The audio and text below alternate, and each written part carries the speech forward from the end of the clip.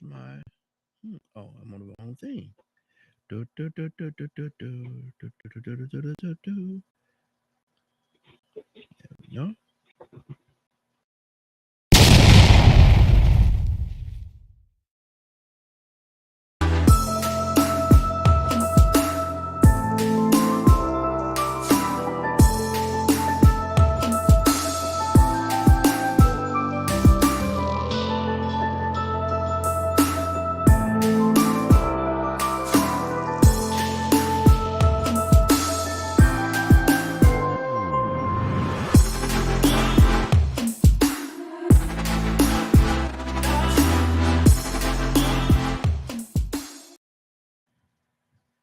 Well, good morning, good morning, good morning, good morning, good morning, and good morning, everybody. Good morning, everybody. Welcome to another episode of The Morning Glow. Welcome to another episode of The Morning Glow. Got a great broadcast lineup for you this morning, as I hope and I pray that we always do. I'm not important, I'm just a question asker. My name is Raheem from Atlanta, but we have my sister from another mother, but we got the same father right here with us this morning, bright and early. Bright and early. Zamari, good morning. How you doing this morning? I'm good. Good morning to you too. I hope you're well. I'm doing well. I'm doing well. How was your evening?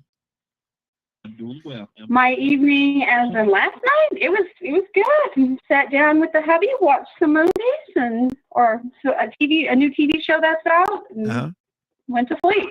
There you go. There you go. Um, it's something that I want. The day is Friday, so we open up our conversation a little bit. We have a topic, but it's not as tight as it is on Monday, Tuesday, and Thursday. But I'm gonna ask you this question. Let me see. I got a chat. Somebody sent me a chat message this morning. Good morning, Vince. How you doing, Vince? Good to have you with us, brother. Good to have you with us. You can actually be a part of the conversation as well. All you have to do is give us a call at 508-508-924-3521. 508-924-3521. Give us a call. We definitely love to hear from you. Um, my loyalty. We talk about a lot of things on here. We're gonna talk a little bit today about loyalty. And does loyalty have an expiration date? Ooh, you are talking about all kinds of things this week that tie in together. Let me tell you, I don't even know if you did that on purpose or if it just happened like that. But man, does loyalty have an expiration date? All right. Well, again, let's look at the divorce rates. Mm-hmm. Mm-hmm. I think that speaks for itself overall, Yeah. or the fractured families in general, not even just couples, but brothers, sisters, mothers, daughters, mothers' sons, father's sons. Mm-hmm. If we're loyal, it should start at that foundation Yes. first Exactly. and should be forever, Mm-hmm. but it's not. Mm-hmm. So I think that also goes back to something else that you had talked about previously too, about conditional or unconditional love. It's almost the same thing. Yeah, it is. It is. Mm-hmm. But So I think overall, I do think, Raheem, overall, I think just generally speaking, by what we see, I think it does. It shouldn't, but it does. mm-hmm. But like you said in the examples that you gave, marriage and family and things of that nature, it really, truth of the matter, it should not have have an expiration date. But in reality, I have to agree with you. I think it does, and it's very unfortunate that something like loyalty, being loyal to the people that's around you that you love and that you care about, would have an expiration date. Why would it? Oh, are you asking? I thought that was rhetorical. No, no, no, no. Why? Why? I mean, why would it have Why would it? Because people get angry. People don't get their way because they have indifferences and they can't come to some kind of common ground where they forgive, forget, move on. I really don't know, Raheem. I don't know why it's like that. Mm-hmm. I wish that I did, because if I had that answer, if we had that answer on so many of the things that you ask here, actually, Mm-hmm. the world wouldn't be as jacked up as it is. Yeah, yeah. because it seems like loyalty now, not even expiration date. Do people even have loyalty anymore? Are they even loyal to each other anymore? Ooh, now see, that's a better question, right? But that's still a funny one. Do they have what? I think it depends on how they were brought up. Mm-hmm. I think in some cases it depends on how they were brought up. In other cases, people had to learn. They had to figure that out on their own terms and in their own ways. Mm-hmm. So, I mean, because you can have people that come from perfectly like those A+ families, right? And Yes. still be not worth a damn. Excuse my language, but it's true, you know. Good Lord. But I think it's something that's learned. Mm-hmm. Wow. And whether they do or they don't anymore, I think by a far less margin, they know what it is. Mm-hmm. And that's why it's so hard for my husband and I to make friends and keep friends. And that's why he has the friends that he's had since he was a kid. Yeah. Which I always found amazing to me because I've moved around so much in my life. I never had the opportunity to create those long-lasting, long-standing friendships that really stand the test of time. Mm-hmm. And those friends that are in his friend group that he's had for that length of time, they would do anything in the world for him. Yeah. And him the same, right? So to me, that's where I was like, my gosh, I've never seen, if you want loyalty, friendship like that in my life, not one time. So I think it's, if you're lucky to have one person that's loyal to you like that, that's there for you through the thick of it, through all of it, you can have your differences. They're not going to talk crap about you. They're not going to go over here and they're with you no matter what. Mm-hmm. That is a rare thing. Yeah. Yeah. And no, I don't think people today really understand what true loyalty is. Mm-hmm. Wow. And that's crazy. That is so crazy. Toussaint, good morning, sir. How are you doing this morning? I'm okay. Good morning. Toussaint, do people know what loyalty is? No. I mean, yeah, they know. I mean, people know what loyalty is. If you don't know, look it up. Mm-hmm. Or ask somebody. They'll tell you what loyalty is. Mm-hmm. To find it, that's something else. Why is it so hard to find in this day and time? People are selfish. We live in a me, my, and I society. Mm-hmm. That's it. I mean, you can check wherever you want to. You can go wherever you want to. Every culture, every creed, every color, every how does it say? National origin, religious belief. Mm-hmm. It's just selfish. Wow. No, Lord. We if it don't have me involved, I'm like when girl, please tell me your name 5 more times. Zamaria. When she was talking, I said, "Oh, this must be Friday. We didn't start cussing already." I'm just saying. I'm just playing.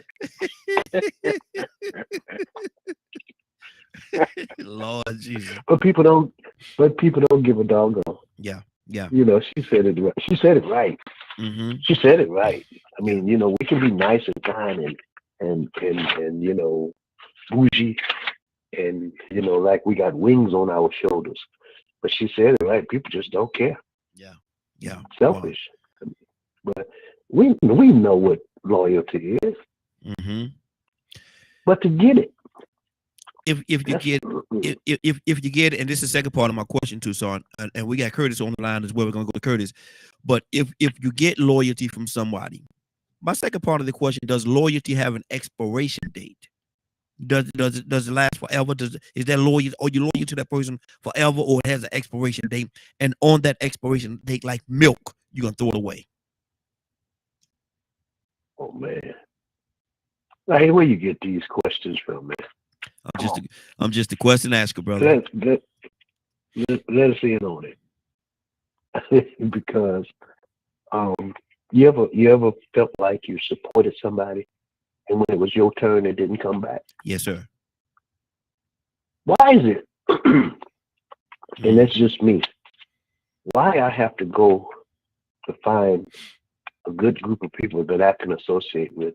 I got to leave my community. I got to leave my kindreds and acquaintances and go way out and almost across the country to find good, wholesome friends. Why is that? Yeah, I got to sneeze. I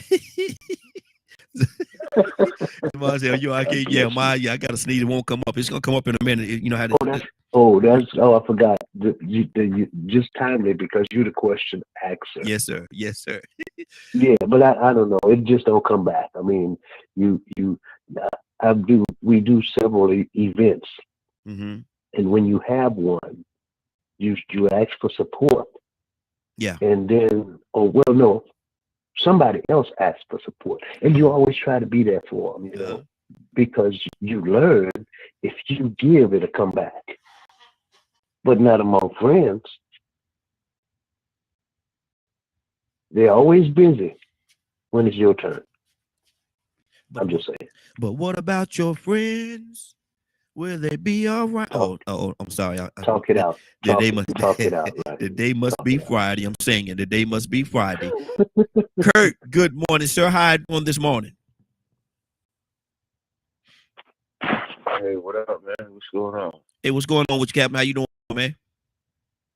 Man, just got home from work. There you go. There you go. Good to have you, man. Good to have you with us. We're talking about loyalty. We're talking about loyalty this morning, Kurt. Does that still exist? Let me ask the question like that. Does loyalty still exist? Yeah. Across the board? Yeah. Mm-hmm. Yeah. Okay. Okay. Talk to me. Talk to me. This talk show, brother. You got to talk, brother. Talk to me. Let me hear you. It depends on what kind of loyalty you looking for, man. Mm-hmm. You know what I mean? People looking for loyalty and friendships that they just got. The friendship ain't even earned no loyalty for you to have it. Mm-hmm. Mm. You know what I mean? Like I got a group of friends. You know, we family. You know what I mean? But we didn't start out as family. We started out as friends. Mm-hmm. They're my day ones. Yeah. Yeah. And we loyal. Like, our loyalty cannot be questioned. If you sat in a room, if you didn't know none of us, and you came in a room, and you saw us all sitting at a table, you would automatically know, as a grown man, them dudes right there, that's not a group of acquaintances. Them dudes right there are really friends. Yeah. Yeah. You see what I'm saying? Mm-hmm. The loyalty over there is beyond anything I've ever seen. You know what I mean? Like, I've been places. We've been places. And literally, females, after a course in time of being there, females done literally walked up and said, "Are y'all gay?" Good Lord. What you talking about? Mm-hmm. Ain't nobody over here gay. Yeah. Mm-hmm. I ain't never seen friends like y'all before. What you mean? Like, no, it's on a different level. So yeah, it still exists, man. It's not all gloom and doom. Like, I don't know, man. Gloom and doom put butts in the seat, man. You know what I mean? Like, it's the easiest way. It's the lowest in politics. They call it the lowest hanging fruit.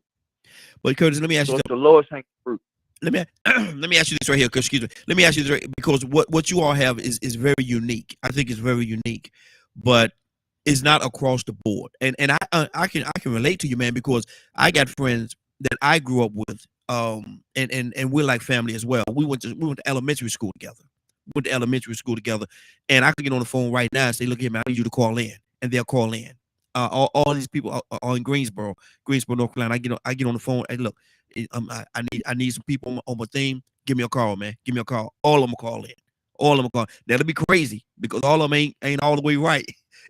But I know that they will call in because that's how we do. And like I said, we've been friends since elementary school. I know these cats, man. But I think that's a rare animal, and I think that in some situations, like Toussaint said, man, if it's not about you and whoever that person is, I say you, whoever that person is, loyalty would have an expiration date, and the people that you think are loyal to you would find a way to move away from you in another direction. So what you have is rare, man. But let's talk about across the board. Is that something that you see outside of your group every day? Across the board, man, I see it all the time. You know what I'm saying? Like, I'm in Baltimore, so, you know what I mean? With all of the murder and mayhem we got going on, there has to be something that offsets that chemistry. So the one thing I see that offsets that chemistry is that loyalty and that balance. So there's a balance here. Mhm. Although what we see on TV and what flashes across the screen Mhm. is not exactly what we're talking about. Yeah. Is the loyalty, is the fellowship, is the family gathering. You know what I mean? So it becomes easy to talk about what we don't see. Mhm. You know what I mean? Yeah. But I see it across the board.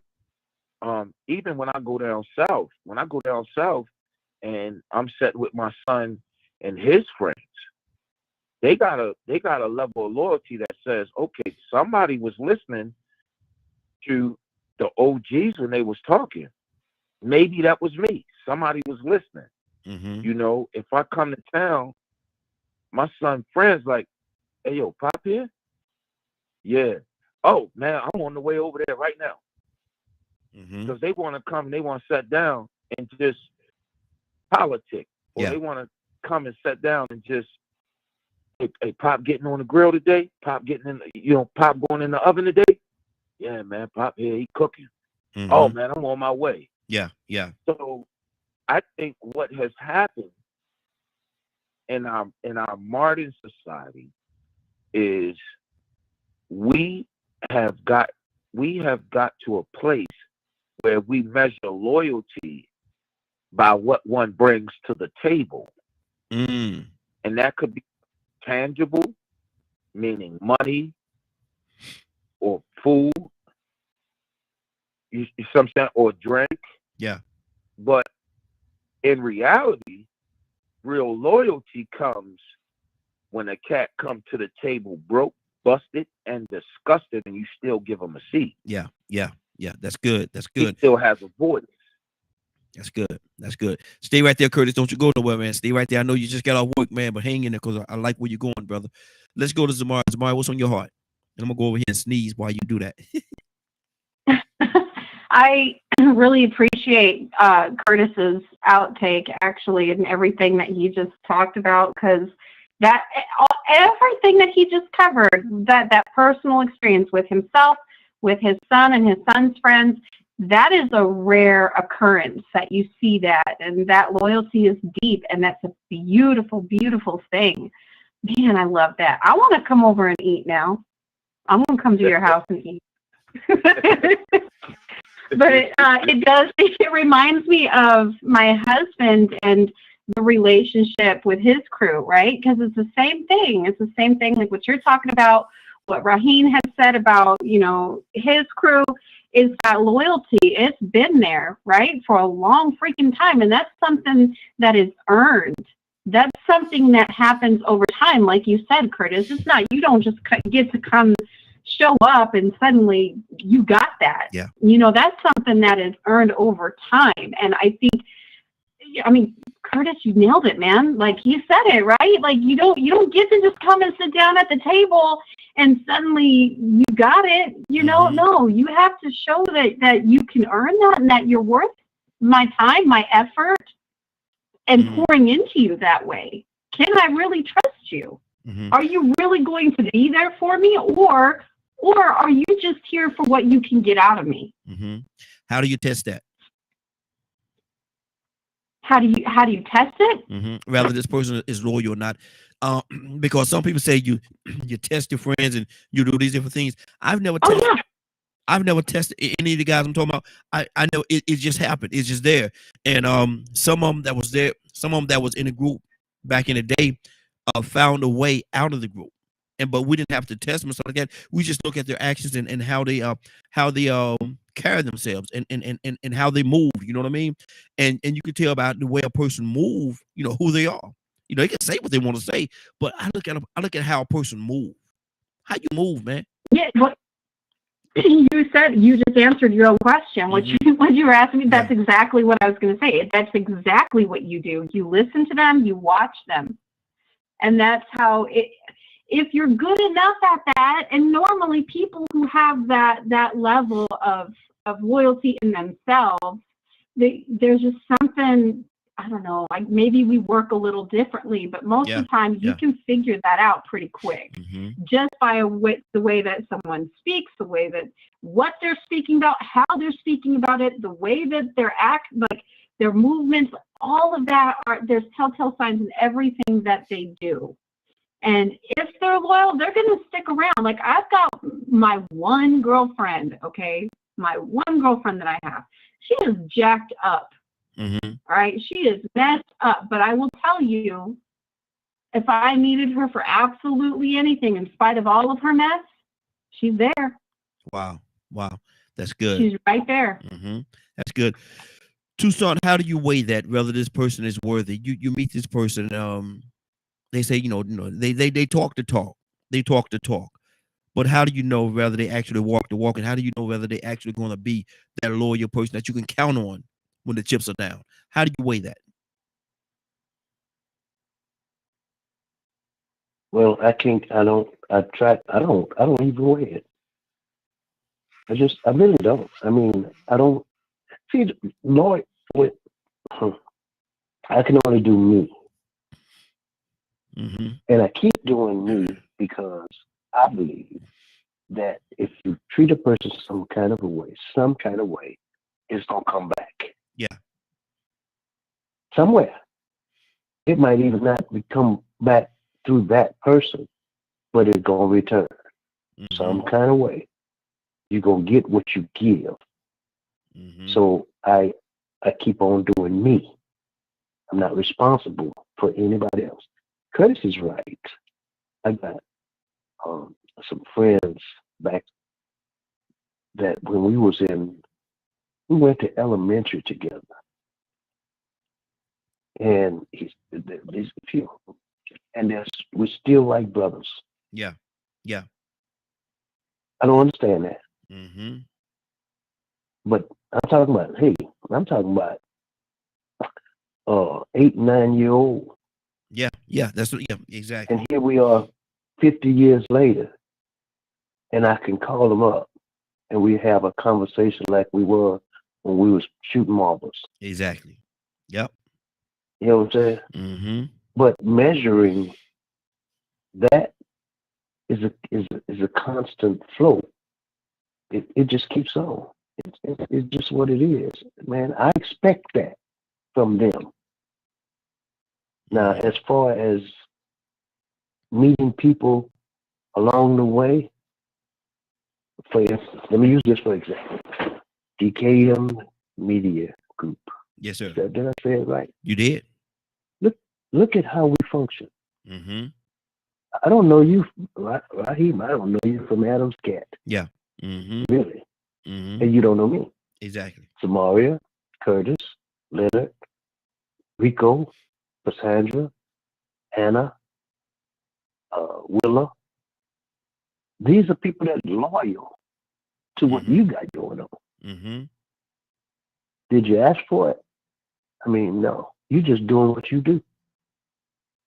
But every morning, since we function some kind of way, we keep this thing going. Yes, sir. Faithfully. Yes, sir. I don't understand that. Because we don't really, I said again, we don't know each other. But there's a need here. I believe, Yes. and it's functioning very well. I mean, hey, but loyalty comes to those that give it. Mm-hmm. That's how you measure it. Look at it. It's evident. Okay, that's my answer. Mm-hmm. It's evident. Wow. Wow. You don't have to ask about it. You don't have to wonder about it. You don't have to go look for it. It just comes Mm-hmm. Exactly. automatically. That's good. That's And good. that's what's on my heart, Raheem. Yes, sir. Kurt, talk to me, brother. This loyalty theme, man, it goes deep, man, and it's something that's very special. Once you find it and find that person that's loyal, it is very special. But it's like sometimes it could be like a needle in a haystack. It's very difficult to find, but once you do, you have something special. You found it. How does it feel? It's a beautiful thing, right? But I didn't find it, brother. Mm-hmm. Come on. Loyalty found me. Yes, sir. I didn't find loyalty. I didn't go looking for it. Mm-hmm. And that's the problem that we have in our modern society. Everybody's going looking for something that they can't find. You can't find that. Mm-hmm. That's like when you hear somebody say, "Oh, I'm going to look for Jesus." Oh, okay. Yeah. Call me when you tell me when you find him. Mm-hmm. You don't find Jesus. Jesus finds you. Mm-hmm. How you gonna go looking for something that already know where you at? So, like, look, man. Here's how I put things together, man. Like, real talk. If I gotta test you, then I'd rather rush you. Mm-hmm. If I gotta test your loyalty, then that means you never had none to start. Yep. You understand? Mm-hmm. Because loyalty is just as deep as love, man. Mm-hmm. Wow. You hear people talking all the time about, oh, when I find love. What? Okay, you keep on looking for it. Mm-hmm. You ain't never gonna find them. When you sit back and you let love find, Mm-hmm. man, that's a whole different of a feeling. Yes, it is. A whole different You see vehicle. what I'm saying? Yes, sir. When you go looking for loyalty, A lot of people don't even know that when you go looking for loyalty or you go looking for love, you already got a biased opinion of what you're looking for. Mm-hmm. Oh, I'm looking for loyalty, and the only way that I'm going to get it is this person must have A, B, C, D, or E. Mm-hmm. Right? Yeah. Nobody accounts for, well, what is the downside of A? What is the downside of B? What is the downside of C? What is the downside of D? And what is the downside of E? Because none of us have lived. We were born, as Bishop say all the time, you are born perfect. Mm-hmm. Now, what you do with that life, once you get it, but you are made perfect. Yeah. Right? Mm-hmm. So what you put into that life makes you imperfect, or it brings about imperfections, right? Yes. Yes. Okay, so with that in mind, what you take into it is what you're going to get out of it, brother. Mm-hmm. That's just what it is.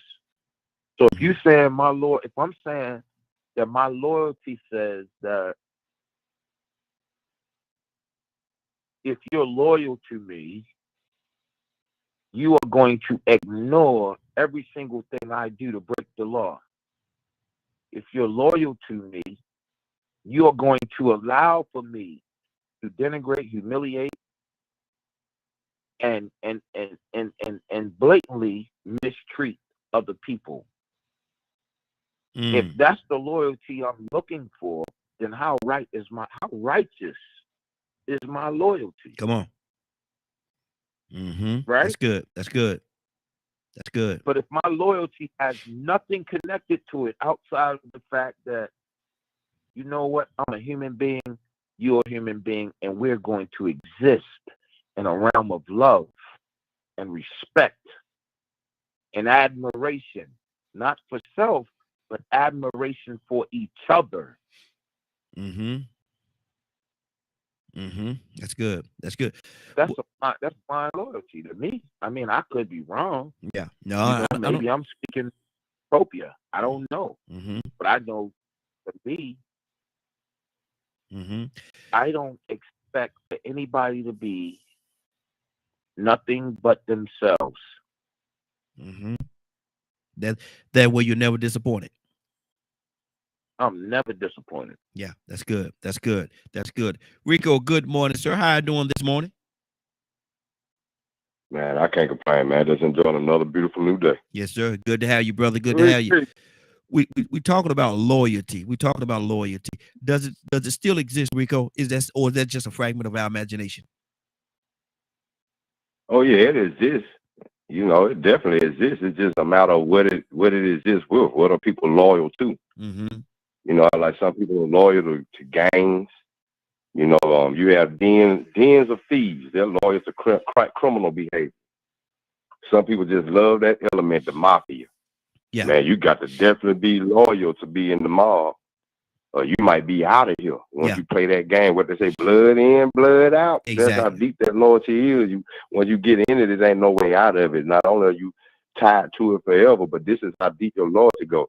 You are dedicated to it. It come before your family. We your new family. Yeah. So, you know, I was thinking earlier about what you said about people being loyal, you know, and how do you find out? Well, you know, that to me, those are like one of the things. I hate to say it's a man or a woman trait, but I think to me it's more common for women to put out little tests, to see if you're loyal. But with men, we just gonna let it be proven by action. Yep. Because it don't matter what you say. You can do all the swearing in you want to, but ain't nobody gonna know if you really loyal for the get down till the stuff hit the fan. Exactly, and that's so and talk true. Is very key. You get what I'm saying? Yeah, because and that's why I see with me, and I love how you said that, man. Because that's why I see with me, I watch how you move. I just watch how you move, and you're gonna tell me, you're gonna show me whether you're loyal by the way you move. You can say what you want to say, but I'm watching what you do, man. I'm watching how you move, how you interact with, not just me, but everybody else around me. How you move. Right. Go ahead, Rico. You own it, brother. See, what doesn't impress me is the fact that the person might be loyal. What catches my eye is what they're loyal to. Yeah.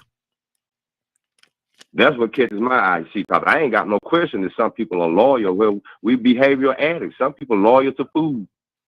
Some people loyal to money. Some people loyal to say they loyal to all these different things they like. They so loyal to it, to the fact that they ain't gonna give it up. If it's one thing you ain't fixing to make me give up, is my chitlins on Thanksgiving. I don't care how high they get, and I don't care how bad they are for your health. I am loyal to that unhealthy diet because of tradition. I ain't that some people loyal to tradition. Well, I'm gonna take it a step deeper though, because we got an elephant in the room. We got some black people that's loyal to only having to only doing crime to other black people. Yeah. Even when they got badges on and uniforms. They might be loyal to the badge. They take an oath. And then some of them might even be fraternity members, Q dogs. They join a black fraternity. Think about this now, Divine Nine, Q dogs. We got 5 black policemen in Memphis that brutally beat another man that looked just like them to death. Yep. An innocent black man. They're more loyal to the badge, and they're more loyal to the system, to the point where they so brainwashed that they're not even loyal to their blackness, and they actually repeated what they saw their masters do under the guise of law and order, justice, being police, whatever title. It still came back from that behavior being done to people that look like them, and now they repeating it. But they're loyal. They took an oath. They said they took an oath to protect and serve. Yeah. But instead, they had fellowship on another black man's head, and then his family asking, "Why y'all beat my son to death like this?" Mm-hmm. You know, and I like this conversation, man. But you know, I really sort of want to go there, man. I mean, 'cause that's an elephant in the room. Mm-hmm. You know what I'm saying? The things that you see going on consistently. You know, that most of the time when you see people doing something consistently, that's what they're loyal to. Well, in our community, we are consistently seeing children in Chicago killing each other every weekend. In our community, we are seeing people consistently doing things that are detrimental and self-destructive to themselves, but they're loyal to it. They won't stop it. And we need to talk about it. Mm-hmm. Exactly. Because we don't even like to hear the word black on black crime. Mm-hmm. But for some reason in our community, people are loyal to it and don't want to discuss it. Mm-hmm. Now, you can put whatever title you want on it. But if a crime or violent crime is committed on a black person by another black person, then that's a black crime committed on another black person. Mm-hmm. That's black on black. You can get emotional and not want to say the words all day long and say, well, it's proportional to your population or whatever. But for some reason, we are loyal to not having this compassion for each other. Mm-hmm. So we're more loyal to the system, Mm-hmm. more loyal to the value system that we want to be successful in, to the point that where 5 black police officers can forget about the color of this man that they're beating on, and he was innocent. Mm-hmm. They forgot about the color, forgot about where they came from, because they are loyal to the American way and the American system. Mm-hmm. And they might not want to believe racism exists anymore either. That's the reason why it was so easy for them to do that. They're loyal to the system. And see, my thing is, Rico, I'll let you see all that because we're actually going in that direction as well. That's at the 9 o'clock hour. When we get to the 9 o'clock hour, that's when we're going to talk about that situation about with the police, with the police officers there in Memphis. And it's crazy. I was talking to my wife the other day, and I think I know that guy, the one that got killed. I think I know him because he actually there's a fellow that has a cigar bar. He's actually from Memphis, and he have parties, and a lot of people from Memphis come up to his parties all the time. And I think I met the guy at that party. As a matter of fact, I got some guys got him on video and stuff like that. And I called the guy that owned the shop. His name is Chief. And I called Chief. I said, Chief, did you hear about it? And he whatever reason, being busy, I guess he hadn't heard about it. But he said he was gonna make a couple of phone calls and call me back. So he's supposed to be calling me back today and let me know if that's actually the guy. But yeah, we're gonna talk about that during the 9 o'clock hour. But let me go to Tucson. Tucson, loyalty. Loyalty, is it some people treat it like it's a disease.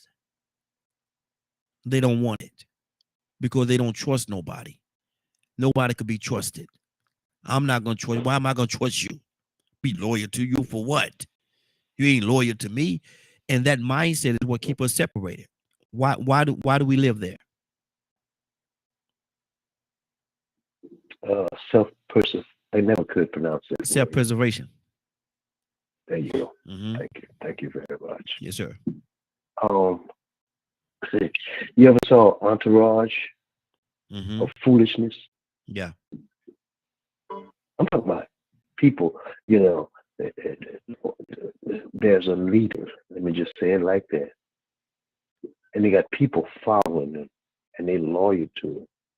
But he's a crook. Mm-hmm. He, she, they, or, okay. And I thought about this when Rico said it. You know, January 6th. Yeah. Loyal. Mm-hmm. There's loyal people. Yeah. Patriots. Mm-hmm. The Klan. White supremacy. Skinheads. Loyal. And gang violence. I mean, I guess there is loyalty, but it's just misguided. We dedicated to the wrong thing. Yeah. Self-destruction, war.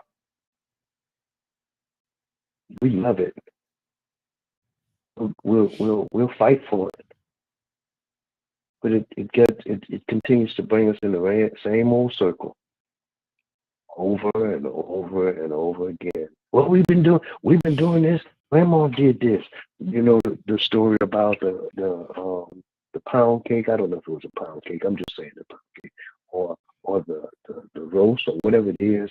And it was handed down from generation to generation until they asked grandma, why in the world did you make this when you got so? She said, well, I didn't have but one pot. That's why. Yeah.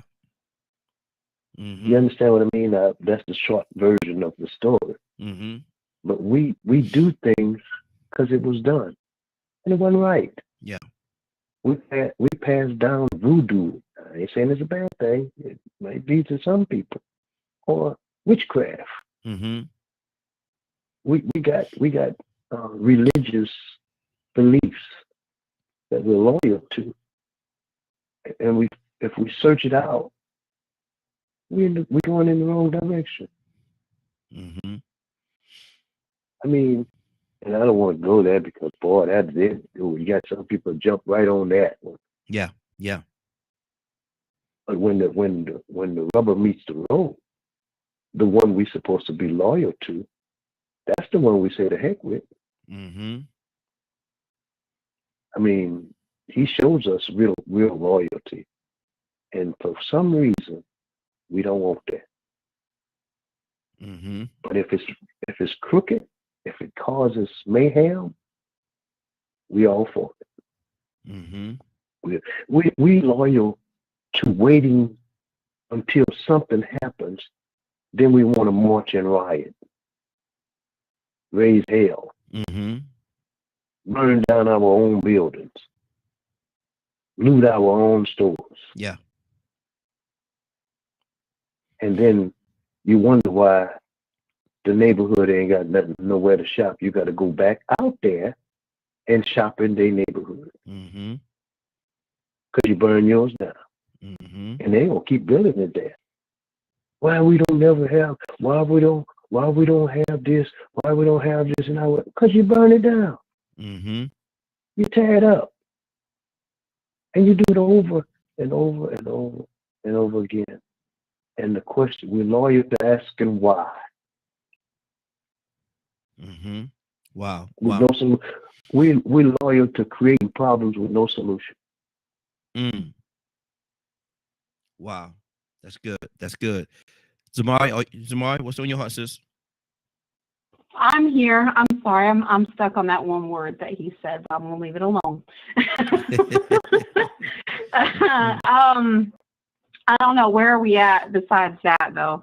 Yeah, that we're still talking about the loyalty thing, and is it like is it like a disease that some people say they don't want it because there's a bridge that separates people because they don't trust each other. Well, I mean, I don't trust anybody. Wow. I don't trust everybody. You know what I'm saying? Yeah. Like, it takes a lot for me. Actually, when I was talking with Toya, we kind of discussed this a little bit, okay? Like, I take my kids up. We have a pool here in our neighborhood, community pool, whatever. We go up there every summer.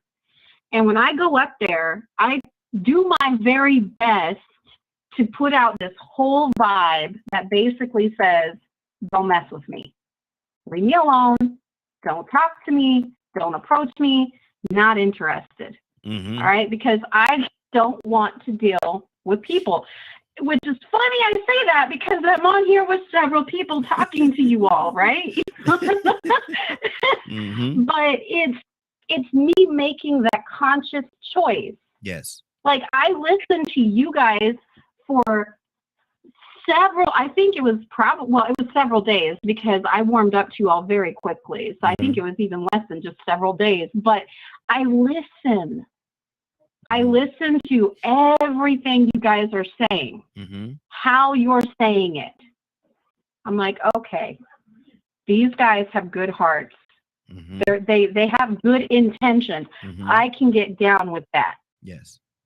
Right? But when I go up to the pool, and the very few times that I have opened myself up and talked to somebody or allowed someone to talk to me, and I continue to carry on that conversation, they needed me more than I needed them in that moment. But I'm not giving them my phone number. Yeah. Because that's not once people open up like that. And I don't know. I have an issue with people who are so easy to just tell you their entire life story from the very get. Mm-hmm. And that's a red flag for me. Mm-hmm. Nah, you got some kind of mess I don't want to be dealing with. I'll listen to you. If I can give you any advice, I'll give you the advice. But after that, nope. Mm-hmm. Because I just don't want to deal with it. Because if you're, I don't know, I'm a weird bird sometimes. Because if you're willing to do that, when I feel like if once you open up like that, and once I don't serve a purpose for you anymore, you're going to go and find somebody else that's going to listen to your same story. Yep. Over and over and over again. And to me, that's not loyalty. Tell me about your kids. Mm-hmm. Tell me about what's going on. Let's just have conversation, because those are the building blocks of what leads up to loyalty, really.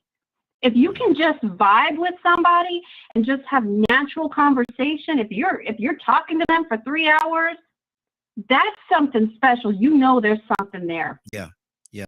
But if you're just going to straight up open up to me from the very second that I meet you and tell me everything about yourself, I don't know about that, man. Yeah. Yeah. Because I'm not sitting here telling you everything about me. Hey, my girl's on. But yeah, you know, like when me and Toya got to talking, we were on the phone for 4 hours. That was not intentional. Mm-hmm. But we just vibed so well together and enjoyed that conversation with each other. And it was like, you know, getting to know each other, telling each other things about our lives and seeing where each of us were in these places, right? And it just, that felt natural to me. It wasn't her just coming to me and telling me all of this stuff and then being like, all right, peace out. You know, like we have that connection and that back and forth, and that's how you build that loyalty, because through that, then you're listening to the other individual, you're hearing what they're saying, and if it's an uncomfortable conversation, right, then you kind of just, it ends, it dies. Yeah, yeah. And that's how I guess you just kind of, you have to play it by ear and know within yourself that that's not somebody that's really good for you to be around for whatever reason. There's no loyalty there. You just have to watch for red flags.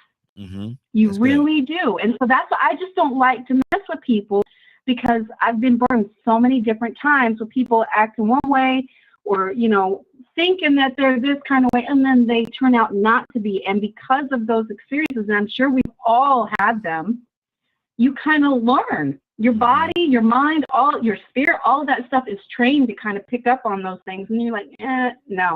Mm-hmm. Exactly. But people are hungry for loyalty. Wow. They are hungry for someone who is real, who's not going to BS them or, you know, feed them stuff just to make them feel good for a moment. People want real connection. And I love what Curtis had said earlier, and I think Rico kind of said the same thing too about that.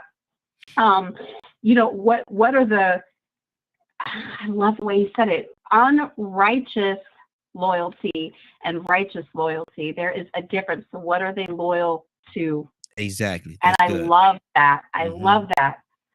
That's good deal. Good deal. Toya with a T. Good morning, young lady. How you doing this morning?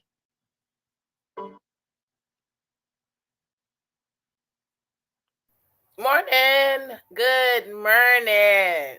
The mute button almost won. Almost. He hit me with that TKO. I had to dust some stars off for a second, y'all. My bad.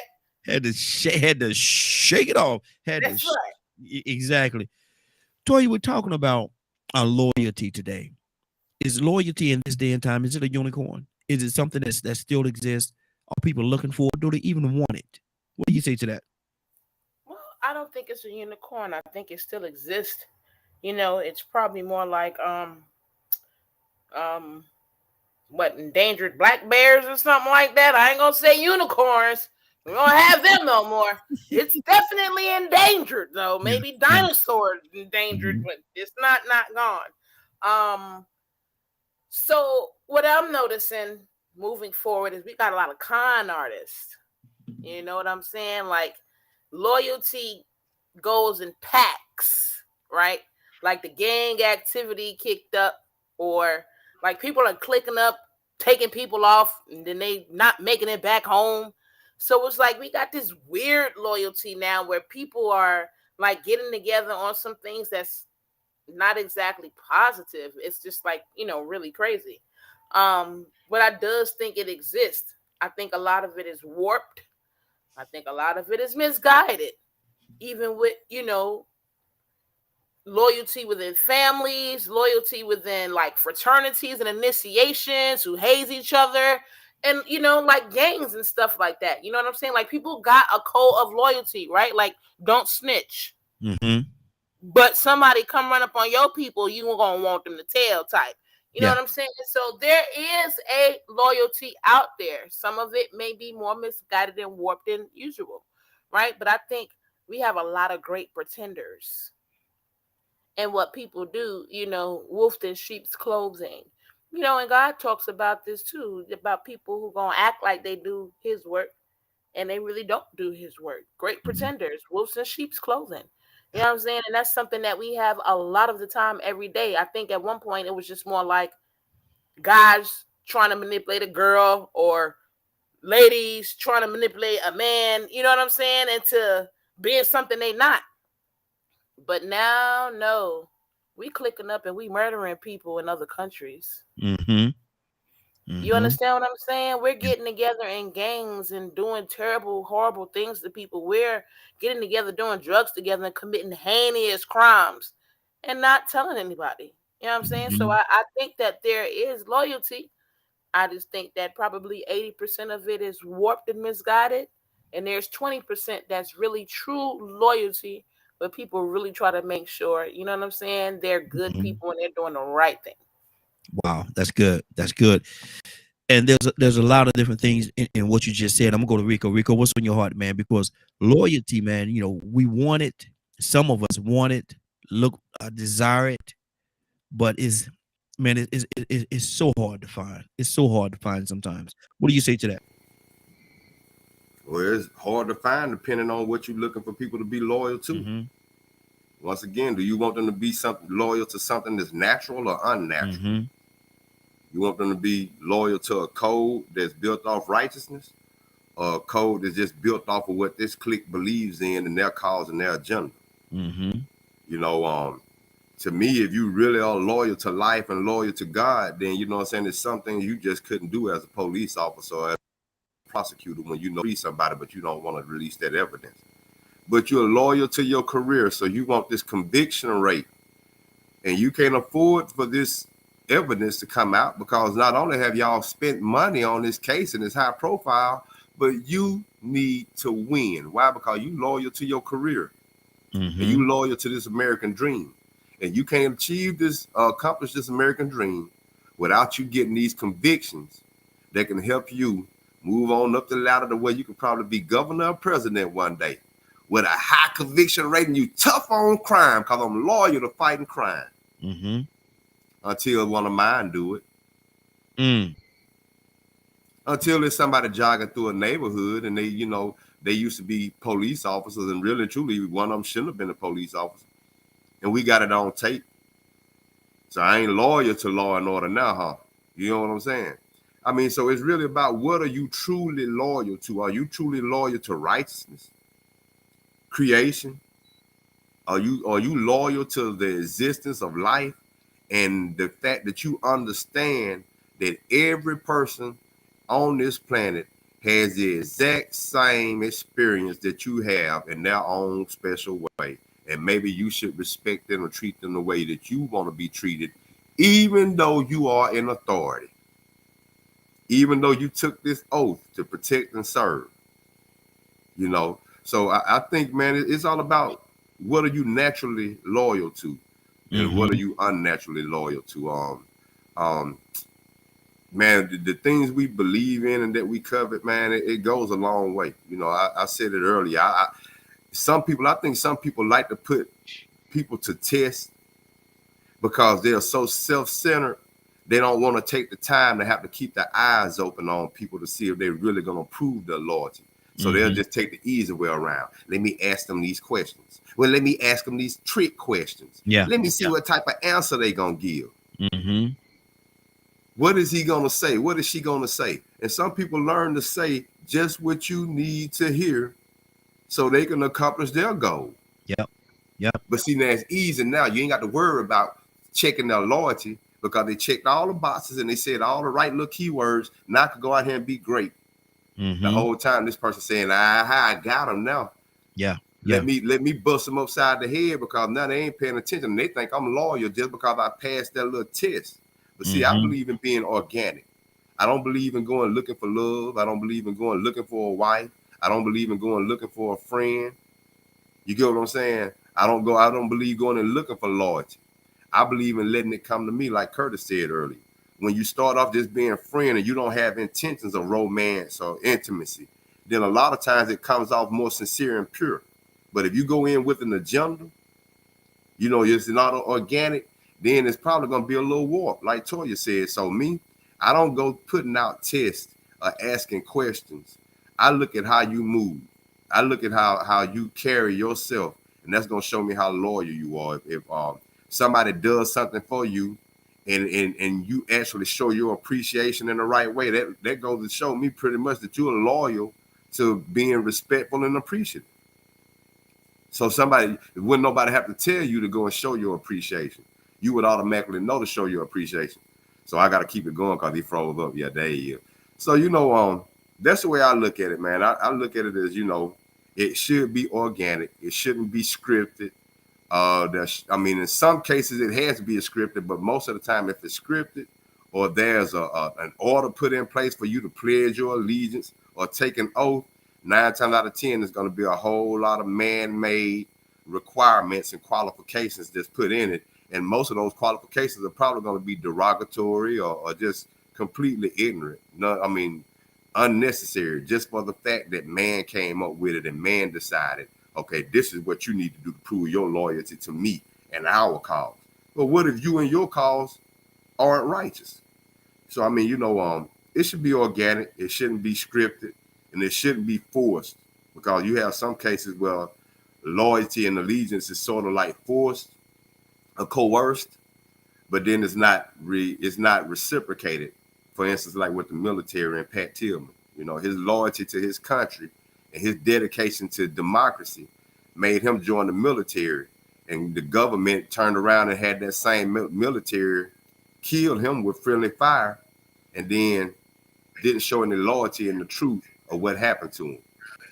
So what are you loyal to? Go ahead, Zamar, because I don't know if Raheem got on ready yet. I don't even know how to follow that up, Rico. What am I supposed to say? I don't even know where to go with that. Hey. Where you go?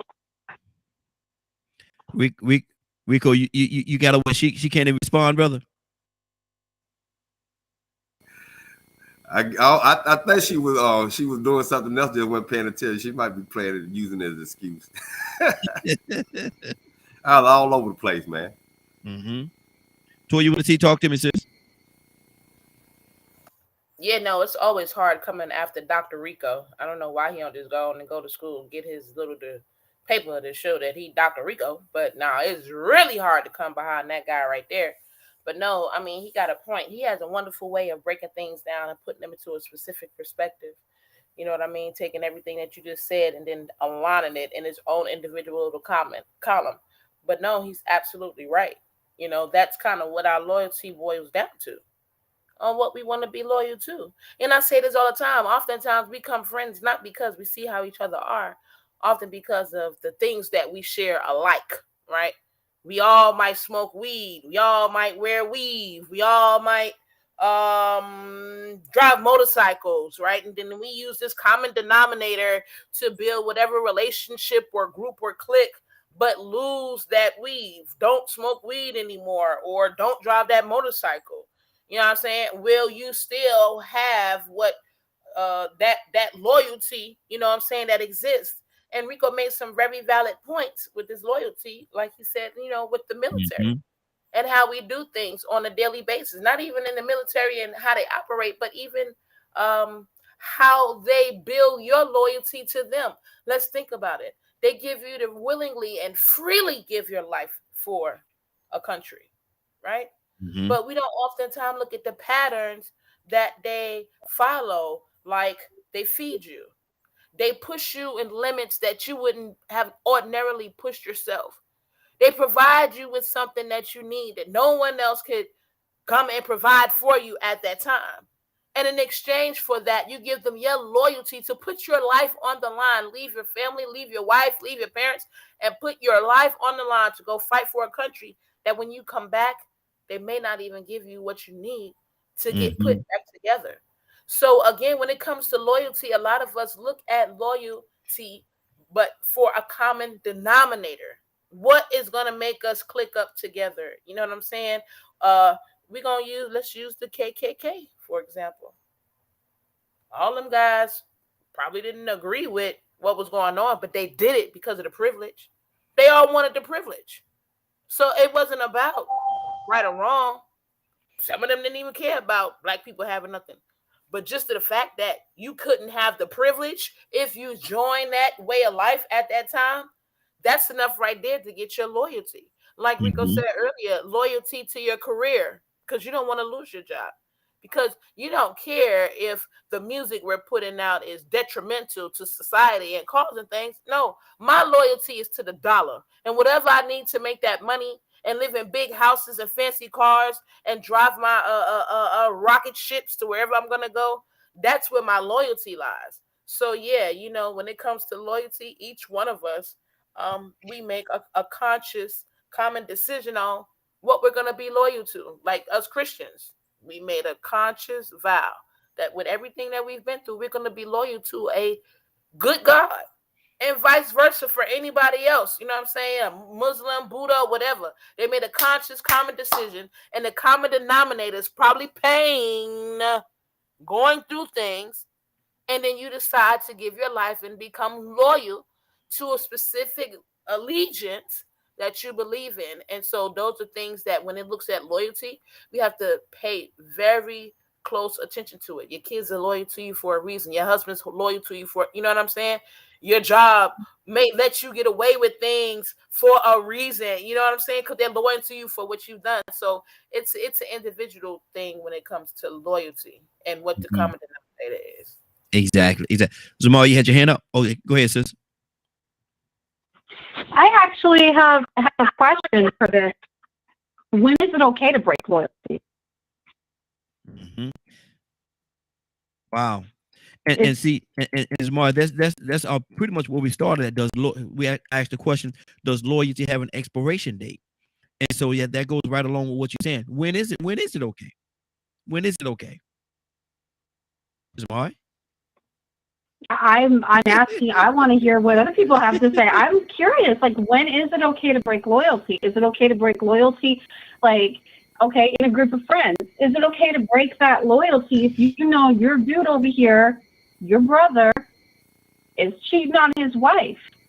Is it okay to break loyalty, that brotherhood, and go and tell his wife, hey, you need to put your dude in check?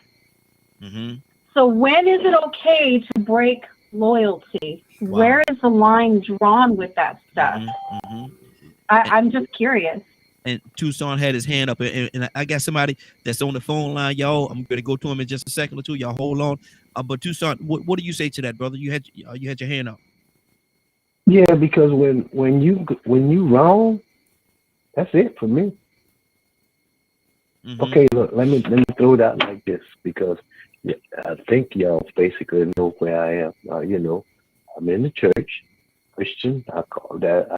I'll wear that title because I don't have a problem with it, because I'm not nobody else's type of Christian, and I love leadership. But I'm not gonna follow you in the ditch. Not doing it. That's the end of my loyalty. I'm loyal to the God, but I'm not loyal to foolishness. And if it don't line up with what we supposed to do as Christians, or people that are a church, or the mission that's said before, you can talk your noise if you want to. That ain't got nothing to do with me. Yeah. Because we follow people because they say God say. And God ain't said some of this foolishness. I'm not loyal to that. You notice that how far people are willing to go with loyalty to this country. And you follow, let me throw this out there like this. You follow a person just because they have the same skin color. Mm-hmm. Man, look, you gotta be kidding. I'll say this and I'll make it short and try to shut up. I remember when I was in college and we was on the track team, and I was in the fraternity, and we was all in the dorms and friends, and we tight and we brothers and all of that, and all of a sudden and I might as well tell you, we was getting tore up from the floor. They made me lose my high. Let me tell you what they said. Mm-hmm. Let's become blood brothers.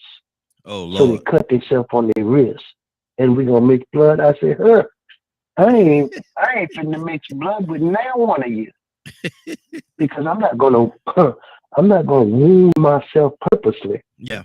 Just so I can call you brother. Mm-hmm. Loyalty done. Yeah. The devil is a lie. Exactly. Exactly.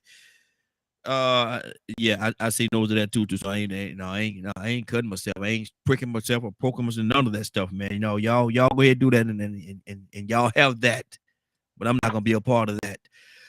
Captain, good morning, sir. How you doing this morning? Man, Man, to God be the glory. I'm doing fine. Thank you for asking. How are you doing? Hey, doing My good. morning group. Yeah, doing good. Good to have you back, brother. Good to have you back with us. How you feeling? Well, we thank God, man, that we got another chance to correct yesterday's mistakes. We got up this morning, and I would like to say I got up this morning pain-free, but I would not be telling the truth. Yes, sir. I had a 4-hour back surgery, and if y'all probably already know it, I thank you for your prayers and words of support, but I want to say thank God for legal drugs. I ain't mad at legal drugs. If it wasn't for legal drugs, I wouldn't be on this line right now. But, yes, sir. But other than that, we've been managing the pain. Good deal. What we're talking about today, we're talking about loyalty. And does it still exist? Are we looking for it? Are we searching for it? Or do most people even have a desire to find loyalty? What do you say to that? Well, I think loyalty does exist. I think it still exists. When you use the word loyalty, you put it in many categories. Are you loyal to a gang of thugs who the leader is loyal to Madness Mayhem, and you're part of that? You want to be loyal to that leader who's faithful with his madness and mayhem? They have to like that. There's those who pledge. Mm-hmm. Are you loyal to the Omegas? Are you loyal to the Alpha? I mean, to those who are in sororities. Mm-hmm. You know, so are you loyal to your organization? And then, of course, since we're on a Christian show, are you loyal to God? Mm-hmm. And those who say they represent God. So I heard the sister ask the question, are you supposed to, I mean, when is loyalty comes in? I mean, should you be loyal to those who are not loyal to you? I would say absolutely not. Mm-hmm. But loyalty, when I think of the word loyalty, I think of the word faithful. And they are almost one and the same. Mm-hmm. Are you faithful to what you say you believe in, or are you faithful to those that you say you believe in? The question is, are we committed to truth? Mm-hmm. Because that's what we represent here on this show. All of us, and I like what Brother Toussaint say, you know, we're about loyalty to truth, man. If you represent truth, I'm down with you. Yeah. You know, I'm all the way, which I'm in like 4 flat. I'm in like all 10 toes in. But we have to be loyal and faithful to God. Yeah. And I think that people still loyal. And I think that people are still faithful. Mm-hmm. But I believe that today, when people begin to break their loyalty in faith to you, I don't think you have no obligation to be loyal and faithful to. You have an expiration. That's when you say, bye, y'all. Mm-hmm. And this ain't what I joined. This is not what I thought we were going to be a part of. You know, I was real loyal to this organization. I'm real loyal to this group, but y'all going a whole nother direction. Mm-hmm. I think that's the same way it is with black folks, with black organizations. I think it's the same way with white folks and white organizations. I think we are all loyal until those that we are loyal to are not faithful to the creed or faithful to the mission. Mm-hmm. It does exist. Exactly. Does it have an expiration date? It most certainly do, my opinion. Mm-hmm. But I think, Brother Ryan, we are living in a time where it's kind of hard to find that kind of loyalty. Because if we're Christians or we're Muslims, you know, if you can't be faithful and loyal to God, then I ain't got a chance. Yeah. That's the truth. I ain't got a chance. Exactly. That's what's on my heart, Brother Ryan. Good deal. Good deal. Leonard, good morning, sir. How you doing this morning? Badger coming to you next. Leonard, what do you say to that, man? Loyalty. Does it still exist? Is it real? Is it real reality? Most definitely. It has to be. Ain't you loyal to something? Mm-hmm. But I'm not everybody. Right. But loyalty ain't just one thing. Mm-hmm. Like Captain Dennis brought it out. You can be loyal to a lot of things. However, I choose to be loyal to the righteousness of the matter. Mm-hmm. That's why, one, I listen to a story. I don't jump to an opinion or a conclusion. Is it right? That determines whether or not I'm going to be loyal. Mm-hmm. And also, even with like one, I do support brotherhoods and all those types of things, and those people who pledge their loyalty. I mean, I think it's definitely alive and well. Mm-hmm. But loyalty is not what some people think. Loyalty does not equal peace. Loyalty does not equal, I think, this blind faith sort of type situation. I'm loyal, whatever.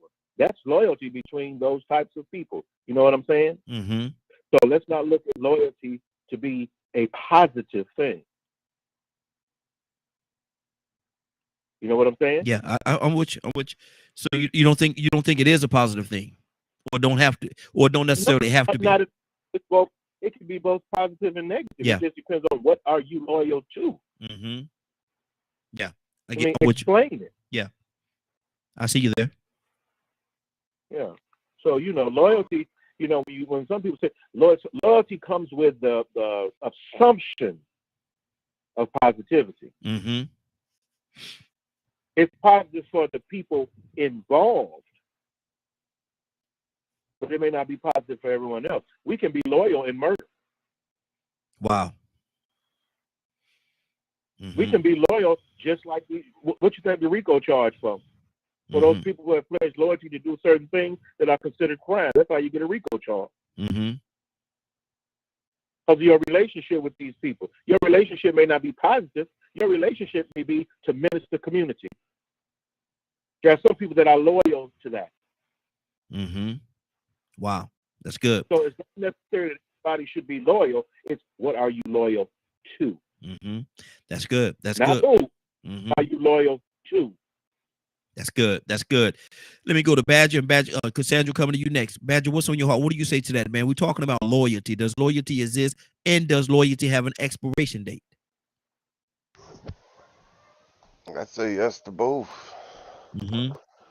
I mean, people are loyal to money, loyal to God, loyal to their wives, loyal to the kids. Like, which loyalty are you talking about? Mm-hmm. And depending on which one they're loyal to, it's probably going to decide how long they're going to stay loyal to it. Mm-hmm. I mean, we know people that are more loyal to money than they are to human beings and will sell somebody in a heartbeat. Mm-hmm. But we also know people that's the opposite, that are very protective, and money, family comes before money. So just one of those things of loyalty is, in my opinion, wherever is the place where the person decides to put their devotion. Mm-hmm. Um, and a lot of times you got to be careful of those silver tongues. They'll say that they're devoted to something, but that's Mm-hmm. goal too. Mm-hmm. Okay, that's good. Good Yeah, deal. Good. You spectrum. you breaking up, brother. You're breaking up a little bit. I said it's a spectrum. Okay, got you. Got you. Cassandra, good morning. How you doing this morning? Good morning. Cassandra, is loyalty still in this day and time? Is it still a thing? Does it exist, or does loyalty, if it does exist, does it have an expiration date? What do you say to that? Oh, for some people, loyalty will never have an expiration date. Mm-hmm. Your commitment or your sentiment toward a particular thing, person, place, whatever. I mean, it can, and I totally agree with Cap, and Cap. I'm glad you're doing better. You definitely want to make sure that that you stay committed to God regardless, because man will do you any kind of way, but God is always faithful. Mm-hmm. He's always there.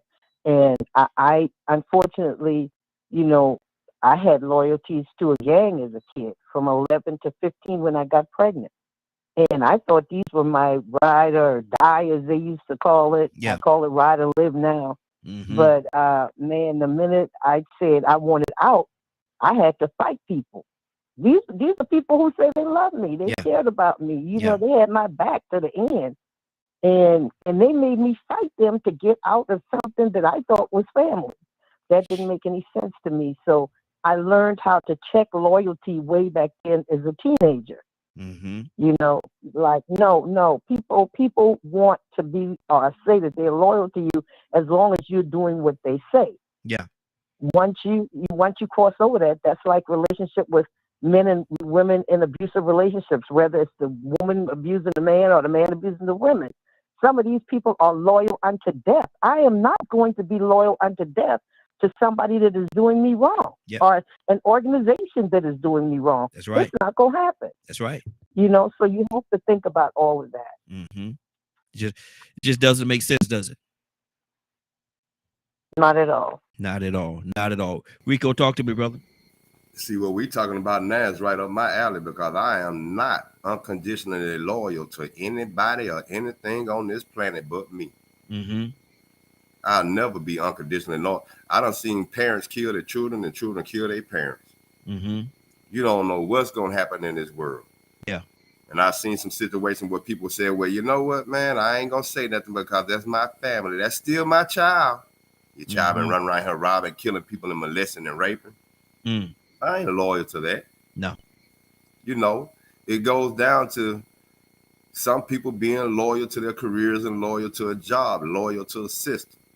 Like those policemen that were loyal to the system that allowed that man to keep his knee on George Floyd, Nick.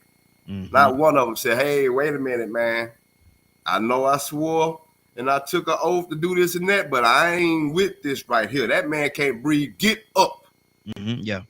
Yeah. Oh, you being insubordinate? No, I'm being human. Get up. Mm-hmm. I don't care about this job title. I don't care about your job title. Get off the man's neck. Yeah. It's a better way to do this. Mm-hmm. This might be my first day. When those policemen did that in Memphis, I figure at least two of the people from the black fraternity would have said, wait a minute, man, this is out of order. Mm-hmm. Unrighteous. Yeah. And Yeah. I am not down with this. Mm-hmm. But they didn't do it. Said you can't beat them, join them. Mm-hmm. 5 policemen. Yeah. Yeah. On one man that had he put on the uniform, he looked guys identical to them. Well, almost exactly like them. I mean, so I ain't loyal to it. You know, when is that expiration date? The minute you see that there's wrongdoing and unrighteousness going on, the minute it goes against a principle of morals, you know, corporations are so loyal to the system of business and economics and capitalism that they don't care nothing about the people that's getting poisoned from the waste from these companies, the pollution from Monsanto and the PCBs that they putting in these foods. Don't nobody care nothing about that. They worry about that bottom line. Yeah. Because they're loyal to the dollar in the market and Wall Street and all that good economic stuff, because it's all good. And we love capitalism and you know, we love all those good things that take precedence over the fact that you got some people that's losing and they suffering and they dying. And the children are suffering and they having health issues, mental and physical. But you can't stop it because it's going to be too much money lost. Right now, we still using gasoline. Yeah. Ain't that something? We still using gasoline. We don't went from a regular airplane and a balloon to flying to the outer edges of space. And we still using gasoline. But those machines not running on gas. Ain't that something? So, I mean, you know, you think about who's going to lose. What are they loyal to? They loyal to that dollar. They don't want to stop using gasoline. They don't want to stop using dirty energy when it's clean electricity out there, clean energy we could use. So it's what are you loyal to? You know, I can say it over and over and over again. What is your value system built on? What is your obsession, your addiction, your desire? Or what is it that makes you feel good or that you are comfortable with, that you remain loyal to it? I can't be unconditionally loyal to anybody else's, I'm going to say, culture, a standpoint or belief system. I'll never be unconditionally loyal to that because, you know, I know that gift of discernment is meant for that reason, to understand when you got to say no, and this is just not wrong. Just because everybody else is doing it, don't mean that it's right. Exactly. So, you know, to me, it's very easy to say that, you know, loyalty does have an expiration date. It'll never be unconditional to me. 508-924-3521, 508-924-3521. Give us a call. We'd love to have your input. We're talking about loyalty. Is loyalty real? Does it still exist in this day and time? Does it even have an expiration date? Are you loyal today and tomorrow you don't care one iota about whoever you was loyal to yesterday? Let me go to, we got our Shanavia. Shanavia, good morning, young lady. How you doing this morning? Good morning. I'm good. How y'all doing? Hey, doing good, doing good. Let's talk about loyalty. Does loyalty still exist? And if it does it even have an expiration date? What do you say to that? I'm going to say yes, loyalty still exists, but what that looks like from person to person, I think is different. Because my definition of loyalty and how I hold it versus your definition of loyalty and how you value it could be two completely different things. Some people, I feel like some people, when they say that I'm loyal to a fault, sometimes that means that I'm tolerable to a fault, because loyalty to me is somewhat like a social contract. And with that, that means that I'm assuming, or either we have discussed, that we have somewhat of the same value system and morals to even hold each other accountable. And that's the biggest thing. People feel like that if I'm loyal to a father, that means that I can't hold you accountable for your wrongdoing. Now, for me, if I'm telling you that I'm loyal to you and you're loyal to me, then me and my assumption is, even if I'm wrong, and you're telling me that you're trusting me that if you're wrong, then I have the right then to hold you accountable for that wrongdoing, whatever that may be. And some people would be like, well, you're not loyal then. No, I'm not tolerable to a fault. I'm loyal to you, but I'm not tolerable to your bull. And does it have an expiration date? That depends on the individual.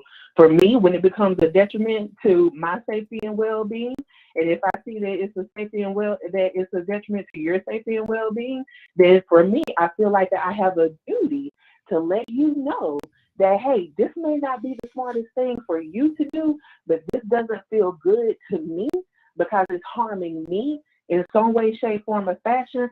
So I'm a holler. Mm-hmm. Now, I'm not going to go out and air your dirty laundry or anything like that. That's loyal. But I'm also not about to unconditionally tolerate your bull when it becomes a detriment to my safety and well-being. Mm-hmm. So I don't know if that answers the question, but that's just my thought process. You absolutely answered the question, but I think I heard you say if it gets crazy, you put them 2 fingers up, deuces. Oh, absolutely. Like, I can't. We don't do jail willingly. Mm-hmm. Mm-hmm. That's good. That's good. Zamari, talk to me, sis. What's on your heart?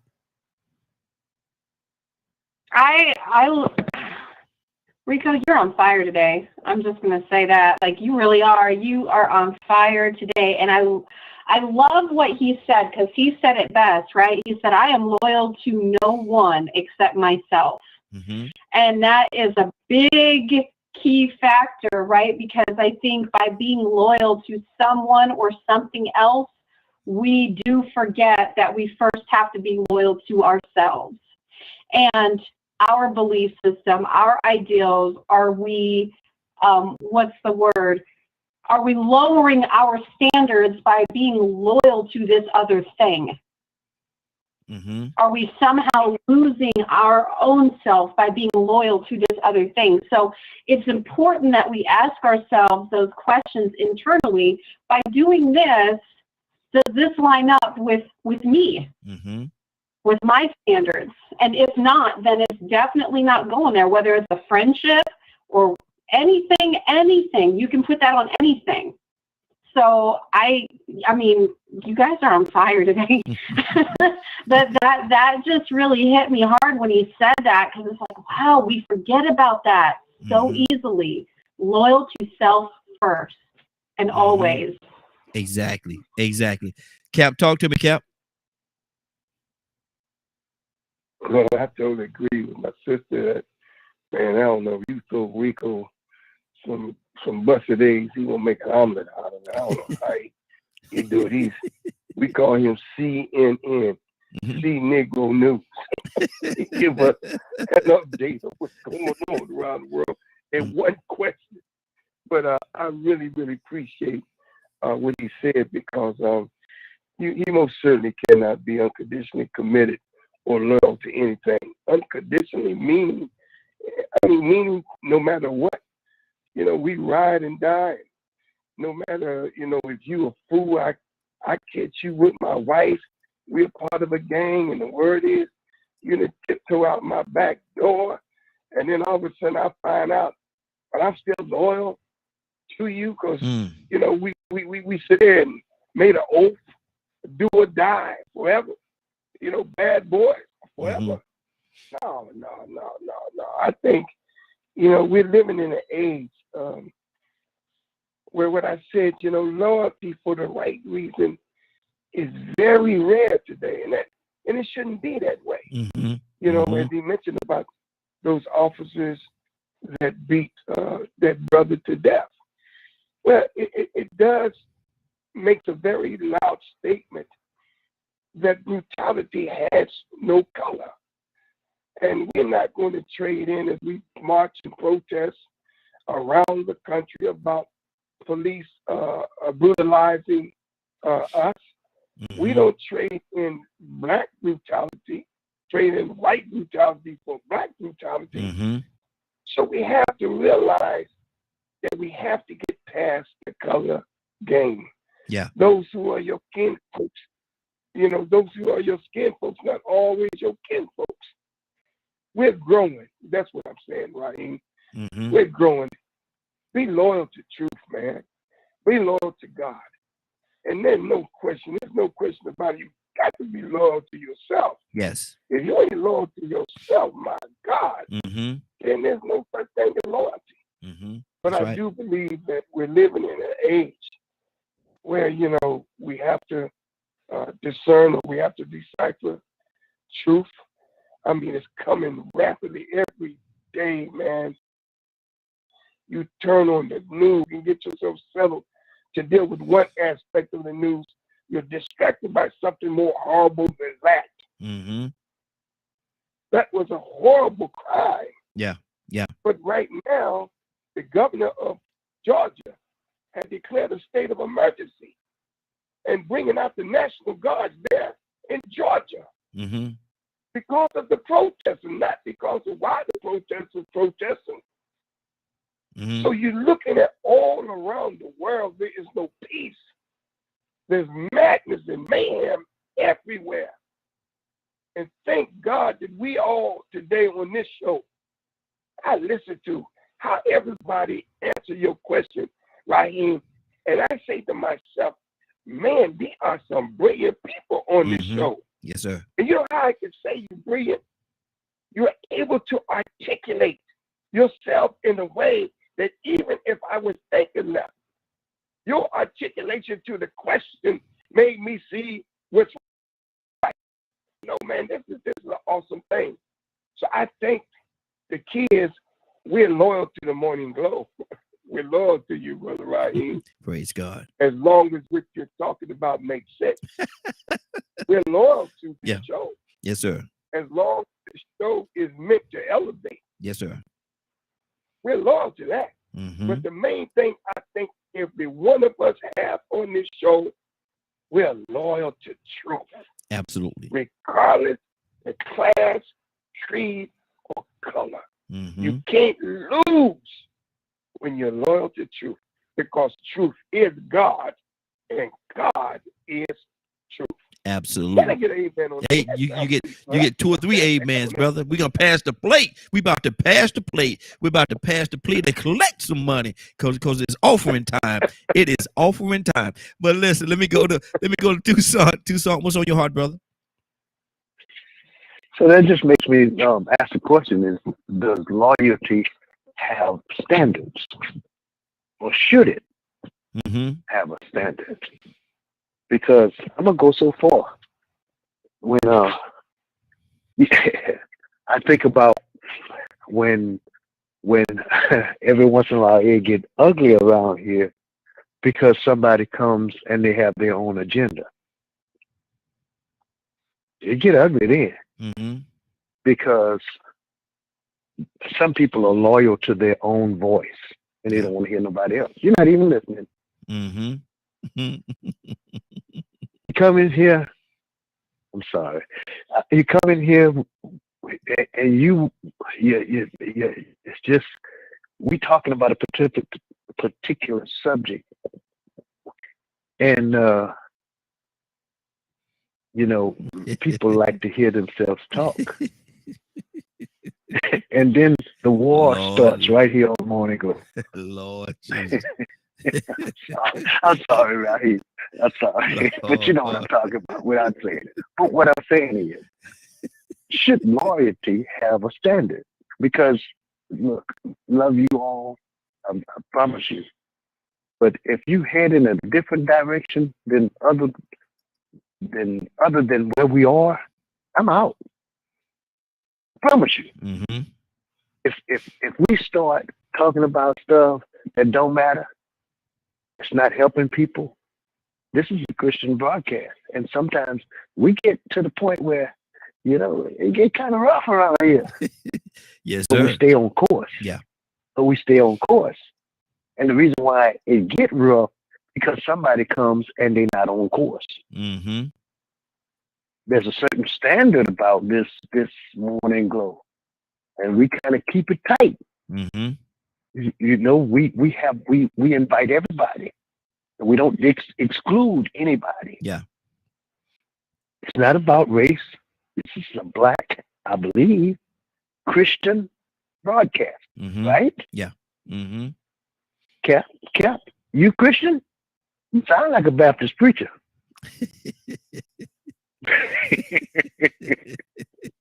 But last I checked, Yeah. Mm-hmm. you know what I'm saying? Exactly. Jamaria, you don't look like a sister, but you make sense. You sound Christian too. I mean, not the old foul type Christian. I'm talking about just wholesome righteousness. You know, there are people that have standards. So that's my question. Should our loyalty have a standard? Because people are loyal to the wrong thing. Mm-hmm.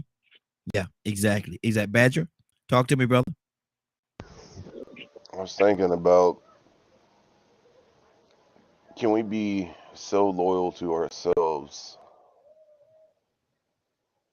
and it get in the way of being loyal to something greater than us? Can we be loyal to something and forget to be loyal to love and light? Like, what can it be a bad thing? Like, you know, I'm hearing Donald say, talking about standards. You know,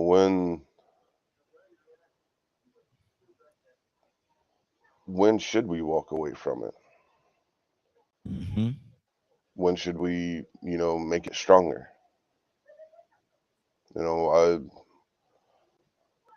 I believe that loyalty to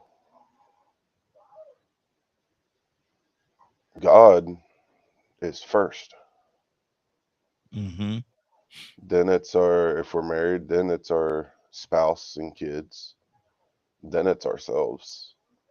Then it's the rest of humanity. Mm-hmm. That's good. That's good. Cassandra, what's on your heart? I'm sorry. Go ahead, brother. Finish your thought. Go ahead. Finish your thought, Badger. Is that a good way to live? Cassandra? Yeah, you know, I love the idea of people being loyal. And you know, last night I had an experience with this weekend I start shooting my TV show again.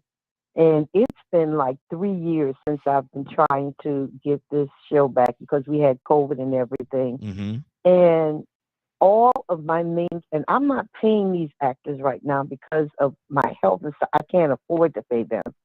And every actor that is a part of the vision that God has given me, they were calling me saying, Miss Cassandra, when are we going to get started? I'm excited. And I said, well, listen, I can't pay y'all right now. You know, I just don't have it. I have not lost, yes, one person. And the only reason they're gone is because they moved to California. Okay. To me, that is loyalty. Every star of my show, every co-star of my show, my entire crew, everyone is coming back and working for free. To me, that was an example of loyalty. Mm-hmm. And after we had a meeting last night on Zoom, I came home and I cried. I cried because I was like, God, these people are committed to a vision that you gave me, Mm-hmm. but they are all in. That is what I see as loyalty. Yes. And that is what I think we should have toward each other when we see people are trying to do something good and something positive. Why don't we, Cassandra? I don't know. I just don't know why we will not commit to things that we know are for the good, and not just, you know, something like my TV show. I'm talking about anything. Yeah. I feel like the Black organizations, SCLC, NAACP, I feel like a lot of these people have dropped the ball. They're not loyal or committed to what the organization said they stood from in the beginning. And I'm still a part of SCLC right now, Mm-hmm. which I'm backing away from that. But I need to see organizations like that actually live up to who they say they are and stop with the BS and money and all this crazy stuff. I'm sorry. I don't care who don't like it. Mm-hmm. It's the truth. Check out what they're doing, and they're not doing what they started out doing when they were organized. Exactly. Wow. Leonard, talk to me, brother.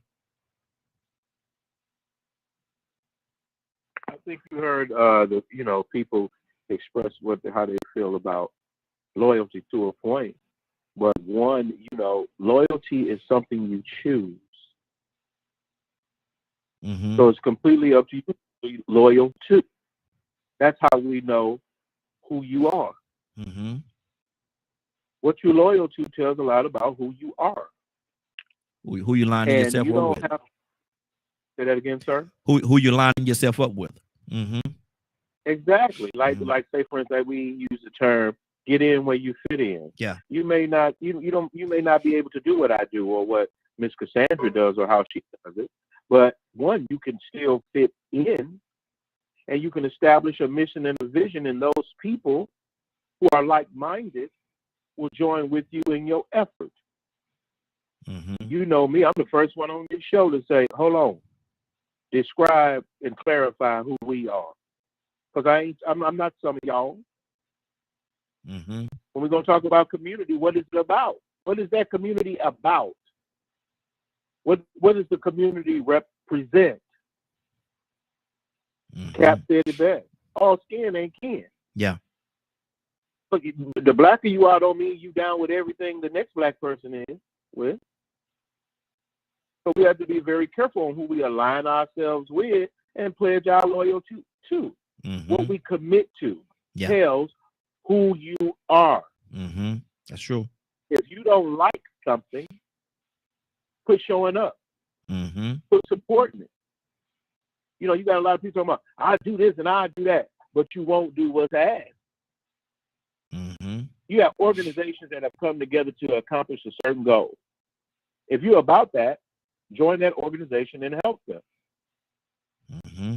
And that's what we fight for every day as activists. Like, say, for instance, someone mentioned how the governor is preparing for this and preferring. I'm not down with all that. I don't know what the people down there, what they so mad about as it relates to the training center. But obviously, they're loyal to something because look at what they did. Mm-hmm. Mm-hmm. And some people are loyal to chaos. Oh yeah. They would there with no control whatsoever, Mm-hmm. no organization whatsoever. We just want to do whatever we want to do, whenever we want to do it, how we want to do it. So let's just go down here and burn some stuff up. Mm-hmm. You loyal to that? I'm Are not. you loyal to that? I'm not. No. Right. But you have a lot of people that are going to do that, and they're going down there for that. Mm-hmm. So you have to determine, hey, man, yeah, I'm against police brutality, but I don't support the destruction of other people's property. Yeah. That's good. That's good. So you have to be very careful, and you have to have some standards. Loyalty does establish a standard. That's what loyalty is about. Mm-hmm. That's good. That's good. 508-924-3521. 508-924-3521. Phone lines open. Give us a call. Talking about loyalty. Friday. Good morning, young lady. How you doing this morning? Good morning. How you doing? Hey, doing good, sis. Doing good. We're talking about loyalty. Does it still exist, or is it like finding this like finding the needle in a haystack? What do you say to that? I would say that loyalty is. That's how to make me run off the road. Sorry. So loyalty is something I believe is still present in there, but it's not in the high percentage or percentile. Mm-hmm. It's a lot of times it's a sliding scale, and sometimes people don't realize because it's not a intentional position. Don't even realize what they're loyal to, because they tend to just continue to go with the flow. So they're loyal to going with the flow, right? Uh-huh. And then some of these, I heard mentioned some of these organizations and things like that. A lot of times there are opportunities for this to their vision and mission statement that they put out to should be what their goals do, because they're looking for a high profile situation, or a big bank to show up. And because of that, it's degraded their position or appearance of loyalty to their cause or their mission and vision statement. And then the help that could come to help them continue is diminished and overlooked or people tend to shy away from because they've not been showed themselves to be that way. But as individual people, I believe that the loyalty is something that's still there. I just don't believe that in the intentional position that people take as much as they used to before. And it really circles back down to, are they loyal to themselves? And, you know, if they are faith-based, and hopefully people find a position of faith for me in Christianity, am I even loyal to that, right? Because that, my relationship with God says a lot about how relationships are with other people and reveals places where I can improve and be better on. But if I'm not even loyal to that, of ensuring, not that we don't fall short, but then that's where we ask forgiveness and say, you know, whatnot, and hopefully receive it. But all that is part of loyalty because nobody's perfect. But am I swish-washing and going with the wind or every other thing because it sounds good or maybe give me some likes or rates or popularity? Wow. Let me go to a Navy. Navy, what's on your heart? Since we're talking about loyalty, what's on your heart? Yeah, I'm just listening to what everybody else has said, but I mean, I don't know if I have any more else to add to it other than what I originally said. I mean, that's like what that loyalty looks like depends on each person and what their standards are. Like, yes, we're loyal to ourselves, but what is self-loyal to? And how does that look to other people? Because depending on what that is inside of you is going to determine what you draw and what other people hold your standard of loyalty to be. If you're a snaky person, then they're going to be like, okay, well, you're loyal only to a certain thing, and that could change whenever the wind blows. So, I mean, I don't really know if I have anything else to add to it other than just doubling down on what I said originally. Let me ask you this, Navy. Do you think, and you said something in what you just said, you said loyal to themselves and stuff like that, or how people see them or how people view them in a nutshell. Do you think people really care how other people see them? Whether they feel as though they're loyal or just don't give a hoot or what? Do you think people in this day and time, do people really care?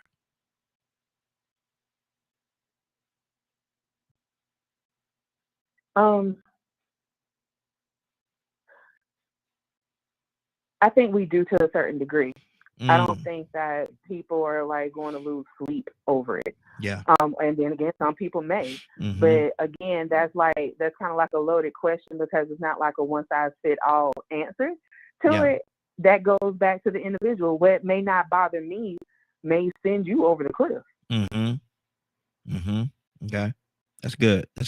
Right. So yes, sir. And anybody can answer it that made a comment about it. Could you explain to me what self-loyalty is? If you want me to answer, I think it's a dedication. It's a dedication to yourself, and when you prioritize yourself over a lot of situations that you place yourself in, it's a dedication to yourself. So an unconditional dedication to yourself. Go ahead. I think it's more of, well, when I say it, I'm coming from the position of self-loyalty, meaning I have established standards for myself, and no matter the situation, even if it's unpleasant, I'm not playing that, because at the end of the day, I got to put myself there. So when I say that reference, that's how I'm implying it. Not uncompromising, basically. Zamari, Rico, coming to you next. I know you got something on your heart that you want to say about the SELC and stuff like that. Let me go to Zamari. Rico, I'm coming to you. Zamari, what's on your heart, sis? Go ahead and go to Rico, because I don't think I really have anything else to add. The question was already answered, so okay. I think I'm good. Okay, Rico? Yeah, I was glad that Cassandra went there, because it's funny. I had this conversation last night. Well, I had this conversation a few times with a few different people here recently, especially since this happened with those cops. You remember we was talking last week the week before last on Martin Luther King Jr. birthday, and I was talking about how nobody really posted it that Sunday or that Monday. Mm-hmm. But then everybody went crazy about Kobe yesterday. You know what I'm saying? It shows you what people are loyal to and what they're dedicated to, what their passion is. Mm-hmm. I think this loyalty thing, when you ask, do people care? They care about what they're truly loyal to. Mm-hmm. See, they might stand for a lot of things, but then there's gonna be something they are not gonna sacrifice. Yep. You Yep. know, so yeah, they do care. I mean, if they didn't care, then people wouldn't be loyal to anything, and then we wouldn't have nothing to survive, even this negative behavior that survived. I mean, some people are loyal to drill music because of the money they didn't make, so they ain't fixing to stop making it. They don't care about how many of these children's moms are sad because they're hearing them saying their names over and over in all the songs and disrespecting the deaths, you know. Mm-hmm. But I during that Martin Luther King thing, man, you know, I brought up a situation where a guy had asked some fraternity members, you know, how everything went, and they was talking about how they enjoyed the breakfast that morning that they were the event. Mm-hmm. How the unity, it was good to see all the unity and all the people were there. You know, I read the story that they gave about the singing and the dancing. Mm-hmm. Okay, that was part of the ceremony. So then he started asking some other fraternity members, black fraternity members, if they wanted to make some comments about what was going on in the community, you know what I'm saying, and they didn't want to speak on it. Mm-hmm. But you know, this same conversation is what got the black fraternity started. Yep. So Cassandra said something that's key, because I said the same thing. The loyalties have changed. And with the SCLC and the NAACP, they have sort of lost their momentum. They don't have the appeal that they had, because somewhere the focus changed and the value system changed. And in some instances, you had scandals became involved. And all in all, the biggest thing that made all these things exist is not the focus anymore. That's the blackness.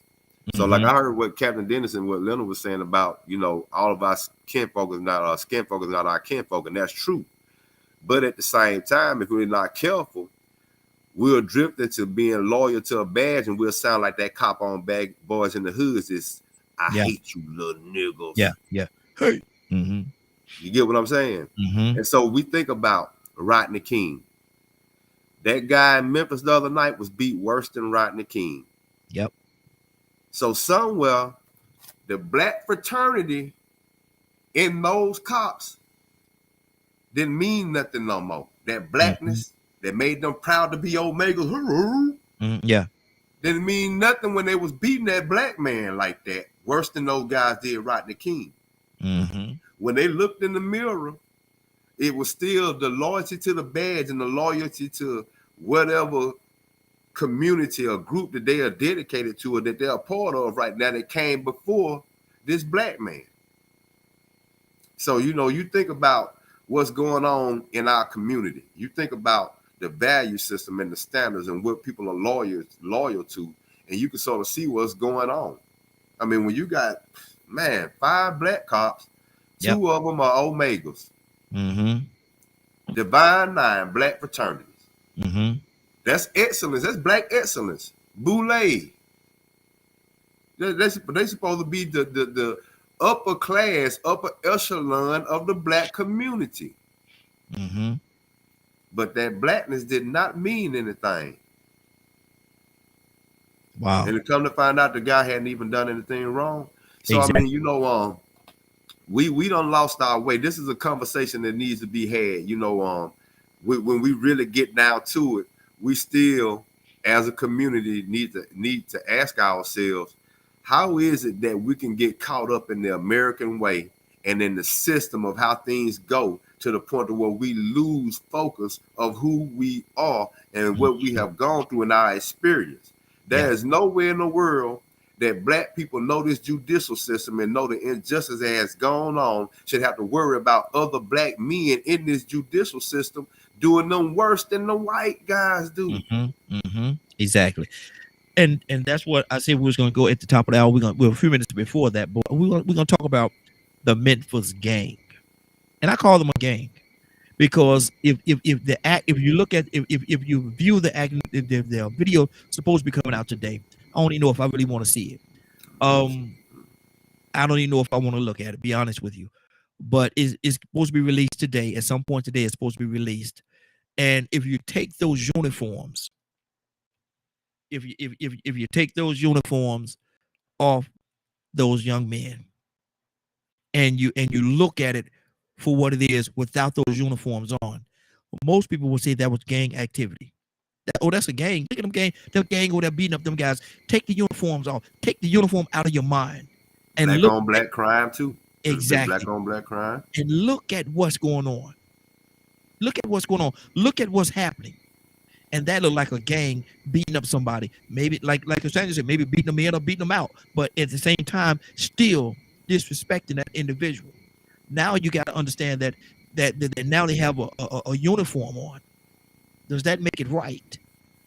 You know what got me, Raheem? What's that? Is I thought about the fact that one of those cops could have been out of town trying to have a good time with their family and pulled over and not had their uniform on, and that could have been them on the receiving end. Exactly. And so that's why I say the Memphis gang, because it's so many different levels on this that we're talking about right now, and we're gonna spend the rest of the broadcast talking about the Memphis gang and what happened, how it happened, why it happened, and what do we have to do to make sure that this type thing does not happen again. Tucson, talk to me, brother. I was going to raise my hand because you can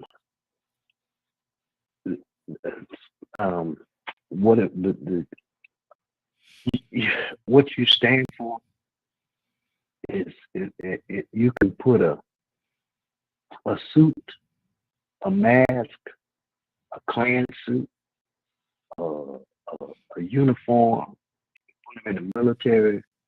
You can put a priest collar on it. But if he a spade, he a spade. You're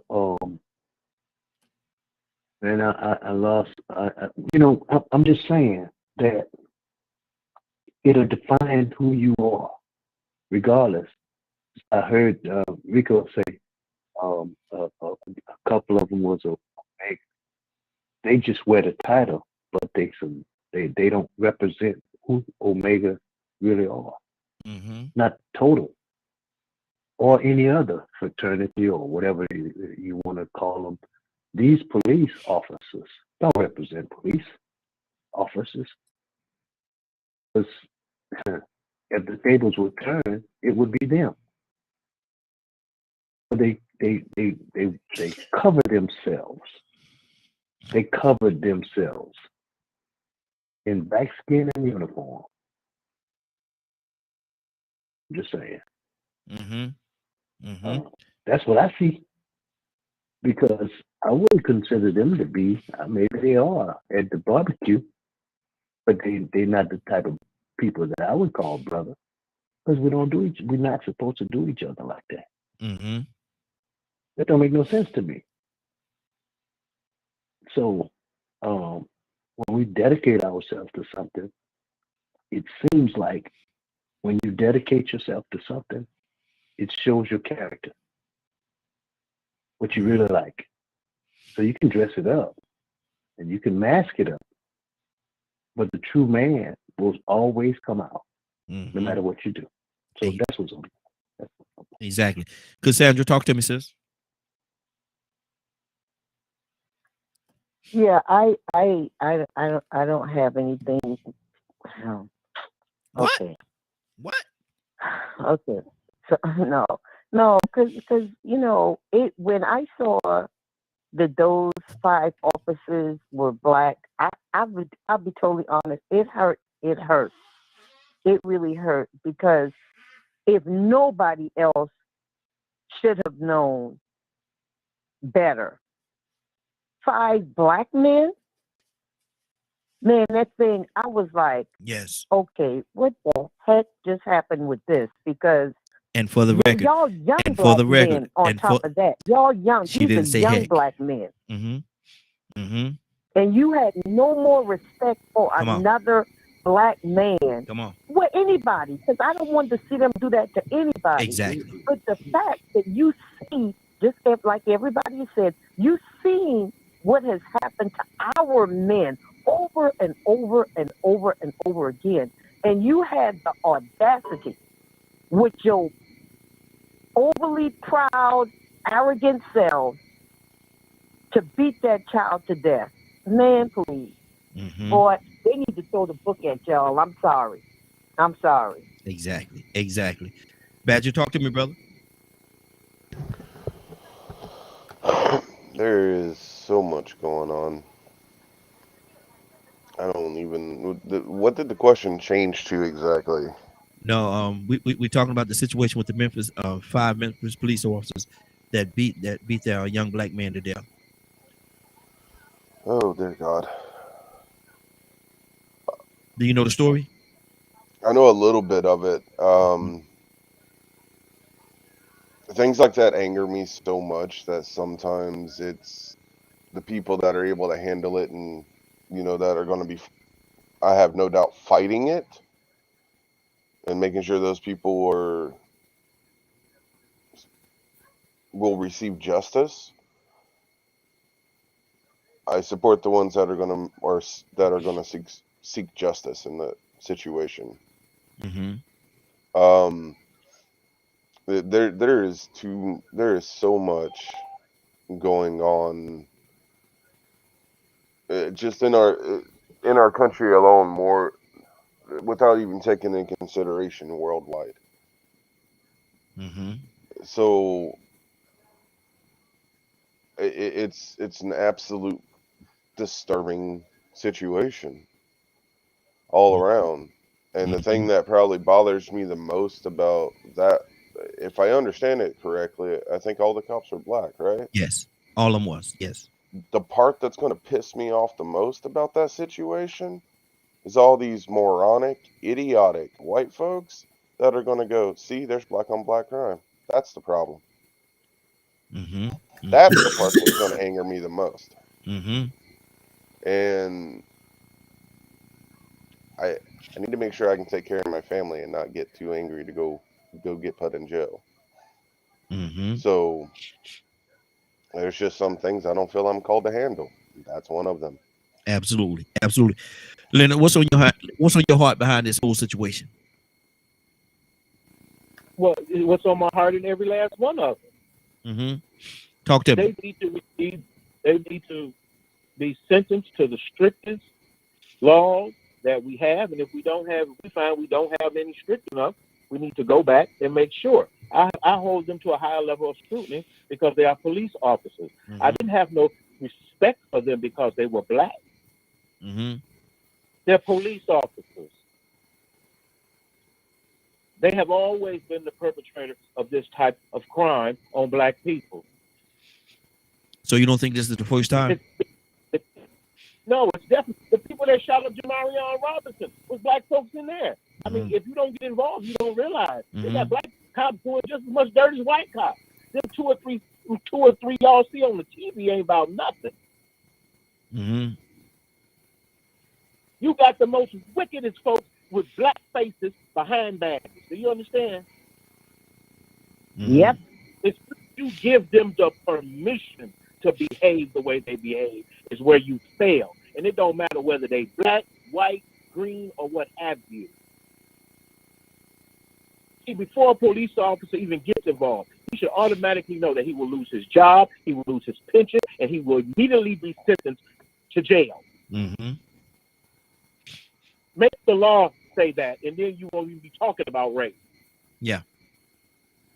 Wow. Hold them to a higher standard because they are police officers. Mm-hmm. All this notion, and that's why I get heated with people that think that this color of the skin is a way to solve a problem. It's not. Mm-hmm. It's not. You can get rid of all the white people. You still gonna have police brutality. Mm-hmm. Okay. And this notion that people have been misusing race so often, now people don't know what to say or what to do. But now you're so shocked and you're so surprised because what has happened don't fit into your narrow-minded definition of the problem. The problem is you're not voting for individuals who have change as a priority. Mm-hmm. Make lawmakers commit to you for your vote to change how they handle these issues. Mm-hmm. That's good. That's good. Not just state level, city level, but also the federal level. Mm-hmm.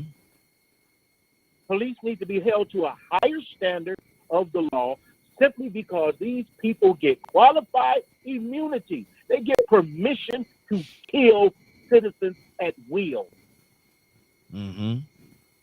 This boy is dead. I don't need to see no tape. Yeah. Mm-hmm. That tape is for evidence to sentence these individuals and convict them for what they did. Not for my entertainment. Mm-hmm. The story is over. That brother is dead. It don't matter how they killed him. He's dead.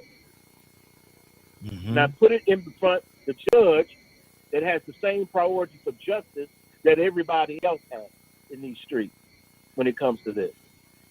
You got to protest, and like say for instance, some people want to protest right now, right? Yeah. But there's a process. That these officers still get due process. So if you're committed to justice, you need to be committed to due process. Mm-hmm. Some of y'all just want some rope and you want to go out there and you want to hang. That ain't due process. So what are you committed to? Are you committed to justice or your emotion? Wow. That's good. That's good. Stay right there for a second, brother. Stay right there for a second. Let me and there's so many different levels tied into this thing. Let me go to Navy. Navy, what's on your heart, sis? Hold on. I just left Navy. Let me go to we got Cap back. Cap, good morning. Good morning again, sir. How you? Good to have you back. We're talking about the Memphis gang. The Memphis gang. I call them the Memphis gang, even though they did have police uniforms on, and how they conducted themselves in that situation around beating this young black man. 5 black officers beat this black man to death. That's gang. Well, go ahead. I like what my brother Professor Leonard said. He is clearly. I like how he thinks. He tried to always take the color out the equation and show the principle. He's right. I train law enforcement, and it ain't got nothing to do with color no more when it comes to them. It ain't got nothing to do because he's black. He should know better. He goes through his same equal training that his white counterpart goes through. Mm-hmm. He swears the same oath that his white counterpart does to protect and to serve. The sad part when it comes to us of people who have been abused, not by color, but we've been abused by a system that feeds power to the color. Yeah. The sick culture of law enforcement. It's a sick culture. It turns good people into bad people. It turns you from black to blue. It turns you from yellow to blue. It turns you from brown to blue. It turns you from white to blue. No matter what your ethnicity is, when you get in that law enforcement culture, you turn to blue. That's why those Asians can stand there and watch that other cop put his knee on our brother. It ain't got nothing to do with color no more. They are adapting to a sick system. A system that was designed, its very root is abuse. Its very root is racism. So now, we got the whole I like it. Yes, we heck with the fact that these were brothers. And he was police officers, but I'm not going to negate the fact that don't get mad at me because I should see the black police officer having a little bit more sympathetic to his own kind. Don't get mad at me because when I see a black police officer, I should feel a sense of safety and security. Don't get mad at me that I look for that black police officer and only become disappointed because he beats me worse, he treats me worse than the white police officer. You know why? Because these black police officers, they join the doggone system. They join that brotherhood. They join that blue wall of silence with already a little tainted heart to their own selves and own kind.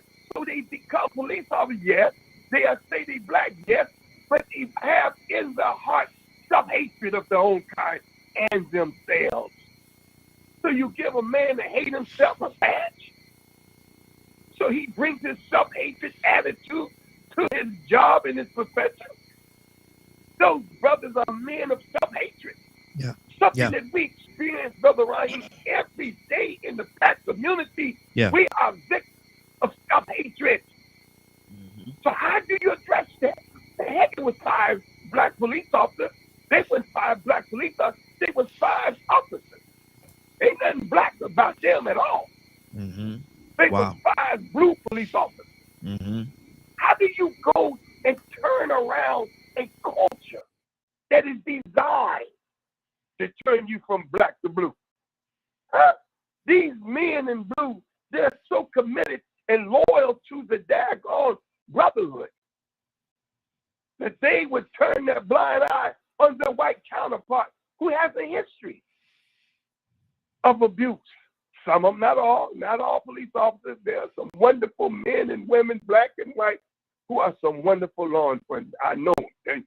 You're not going to lay there at Captain Dennis say, he think, no. They do a disservice to men and women who take and believe in that doggone oath. They do a disservice to a community that pays taxes that deserve to be protected and served. They do a disservice. When are we going to begin to realize we got to begin to see people as human beings and get out the color game, because God is trying to tell us something? That, to me, is a teaching moment, because it kind of confuses us now. We don't know to be mad at white folks. We don't know to be mad at black folks. We don't know who to be mad at no more. You know what the reality is? What's that? God is taking us out the color game. Mm-hmm. He's taking us out the color game, family. We got to see each other as human beings, charge them with being abusive human beings. And that's the sad thing. That's how you know we at the end. Because the very thing that gives us love and peace to be the love for human compassion. And there's no more compassion for fellow human beings. We lost, man. Mm-hmm. We got no more compassion. And so it's sad that, you know, it's going to bring some of the greatest conversations going to come out of it just happen. I am definitely already a part of it. I got 5 top brass police. How do you deal with that now? So when I go and train these police officers, I'm not looking, well, there's a black officer that he going to understand. Well, see, no. When I look at that black police officer sitting in that training class with me, I already could tell he's a robot. That's not a human being behind that. I got to say on my captain, get your mind off of color. Peel back the layers of the onion. Mm-hmm. But when you peel back the layers of the onion, you can see who they really are. Exactly. That's a blue man. That ain't a black man. So that's what I have to say. I'm sorry, brother. Good deal. Good deal. Zamari, what's on your heart, sis?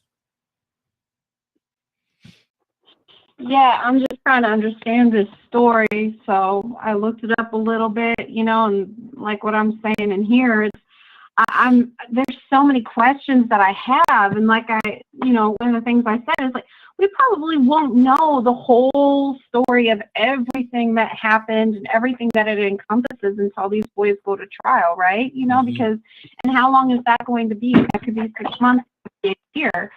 But I am curious. I'm really curious. Like, did these boys, these group of officers, did they have other things that they did that weren't flagged by their department? Were there other offenses that they had against them and they were just slapped on the hand and said, hey, you know, look, this is a warning, don't do it again? How many times did those things happen leading up to this particular incident, this particular moment where somebody lost their life? And I mean, my God, I'm looking at the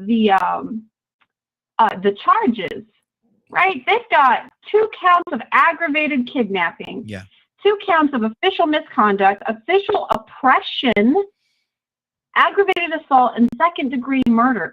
So to me, there's all of these red flags somewhere. I'm sure there had to have been long before this incident took place. So why was it not put in check? Why were these boys not put in check long before it could get here? Mm-hmm. And the other thing too is it's saying here, right? They're a part of some, or they're supposed to be part of some group that were assembled a year earlier, it says, to deal with high number of serious crimes.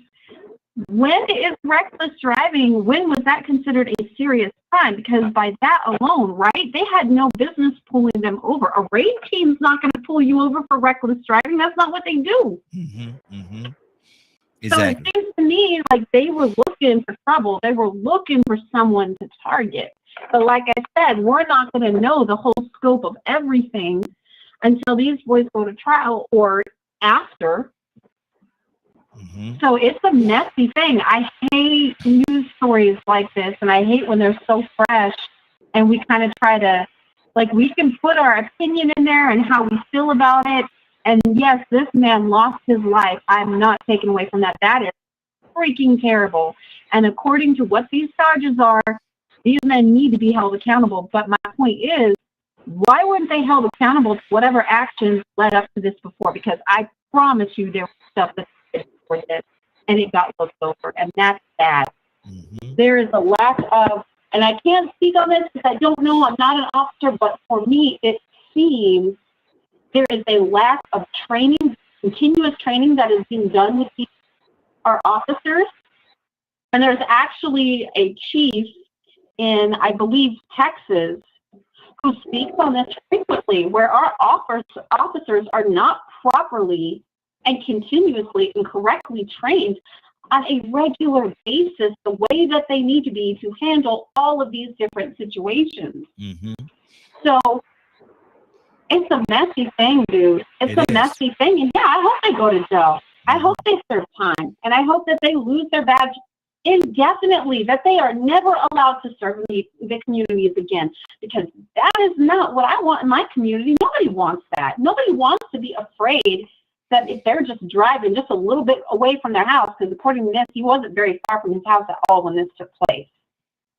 Wow. So I don't want to be afraid that if I'm just going out in my car, it says he was 250 feet from his home. That's Wow. what this says. Right if I'm there. 250 feet from my home, I don't want to be afraid that I'm going to get pulled over, my husband's going to get pulled over, and a situation like this is going to happen. I shouldn't have to be worried about that. I shouldn't have to be afraid of that happening. Exactly. Exactly. That's terrible. Mm-hmm. And it is. And it absolutely is. Rico, talk to me, brother. You know, man, this is gonna sound like I'm against countering people, but I think the problem is that we have taken blackness out of it. I think the problem is those black guys that became robots and stopped being black men. They became cops. You know, I think if you heard an Asian or a Jewish person say take Jew or Asian out of it, that wouldn't happen. Because they know they still have their issues that they have to deal with within the system. Now, we as black men or black people, we tend to want to take blackness out of it, but we don't have the power to do that. Want to know how I know? The people being exonerated from prison for crimes they didn't commit shows me that most of them are black. You start looking at the numbers and the rates of imprisonment, false imprisonments, all of these different things, then black ain't taken out of it. They might say it ain't a black thing, it's a crime thing, but then we'll find out, wait a minute, they're giving us different sentences of different rates of sentences. Yeah. They're giving us a little bit more time for the same crimes. Mm-hmm. Maybe they got in trouble like Toya did for something she didn't do, and the girl that did it didn't get in trouble. Yep. It wasn't race. Toya didn't make it a race issue, but they made it an issue when they did it to her. Mm-hmm. So when these cops go to these shooting ranges and they know that these only cops are at these shooting ranges practicing, and they don't see nothing but targets of black mug shots. Mm-hmm. Some of them black cops, they actually said, that's not a black issue. Well, why ain't they using white mug shots? Why ain't they using white targets? Some of those black cops were interviewed still refuse to admit that, hey, man, why y'all just using black faces? Mm-hmm. So guess what? In Chicago and all these other places where the drill rap is going on and these people killing each other, I think these boys have taken blackness out of it. Yeah. That don't mean nothing no more. We more loyal to the set and the gang and the culture. Those policemen are loyal to the culture. And the problem is they forgot about why they even pledged Omega. What happened before them that even gave them an opportunity to probably even be law enforcement, and everything that got them to the point of this day and time where they can live and call themselves free and are able to accomplish the American dream. We want to take blackness out of it, but this is a conversation we got to have. We can't take blackness out of it because that's where the problem happens. Those guys took blackness out of it and they didn't see nothing but another bad guy. Mm-hmm. But where that culture come from? Why ain't some of them bad guys that they shooting at the target practice? Why ain't some of them pictures white pictures? Why are they pictures of real, actual living people? Why is it that a cop in Miami saw one of those shots and it was his brother? Y'all taking target pictures of target practice of pictures of my brother and other black people? I ain't no white criminal. What about a picture of Jeffrey Dahmer, Ted Bundy? Mm-hmm. Give me a picture of John Wayne Gacy. I'd love to shoot him in his head. You see, somehow we want to feel like blackness isn't a part of it because it makes us feel better about being American and accomplishing this dream and gaining in democracy and capitalism and being intellectual. And these same intellectual Omegas took blackness out of it. Well, why ain't they pledge some white fraternity? Mm-hmm. Let me go to Cassandra. Cassandra, you there? They should have known better. Yes, sir. Yes, sir. And K with E, I know you're there, system coming to you next. Come back to me. I'm on the phone with Spectrum. Okay. Cassandra, has violence corrupted our whole community? When I say community, I mean black, white, orange, polka dots, or stripes, or whatever. Have violence corrupted us? Of course. And that's anywhere you go. Because here in Georgia, we've had killings in Buckhead, Alpharetta.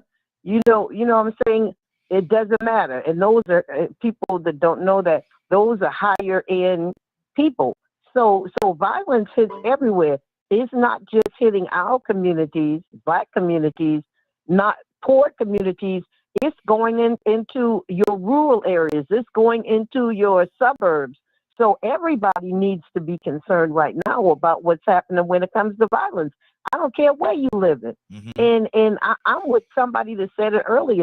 I mean, as Christians, we're living in the last days. You can tell by the way that things are going. Men are lovers of themselves rather than lovers of God. So when you love yourself more than you love God, there is nothing there are no limitations on what you would do. So we should be very concerned about what is happening in our communities, in our state, and even in our world right now. And it is all a sign of the times. Please, I'm only talking to people that know what the Bible says, which is what we Christians believe in. All you got to do is read it. It's very plain, and I hear Cap, that's one thing I love about Cap. He is straight. He said it out of his own mouth. These are signs of the last times, of the last days. So, all I can say to people is we haven't even seen anything yet. That's just my little humble opinion. We haven't even seen anything yet. Exactly. Tucson, what do you say about that, man? Have violence consumed us as a community? And I mean community of all of us. Has violence just really consumed us? Has it taken over? No, we consume violence. It's just the opposite. We thrive on it. Watch. You just watch. You just check it out today. How many people waiting for the video to be released? Why are you doing that? What is that going to help? Is it going to change it? And you're going to flock out into the streets acting a fool, Mm-hmm. consuming the violence. If the violence is already there, you just chasing it. Wow. If you stay home, there'll be none. If you shut your mouth and you just be still, it won't happen. Mm-hmm.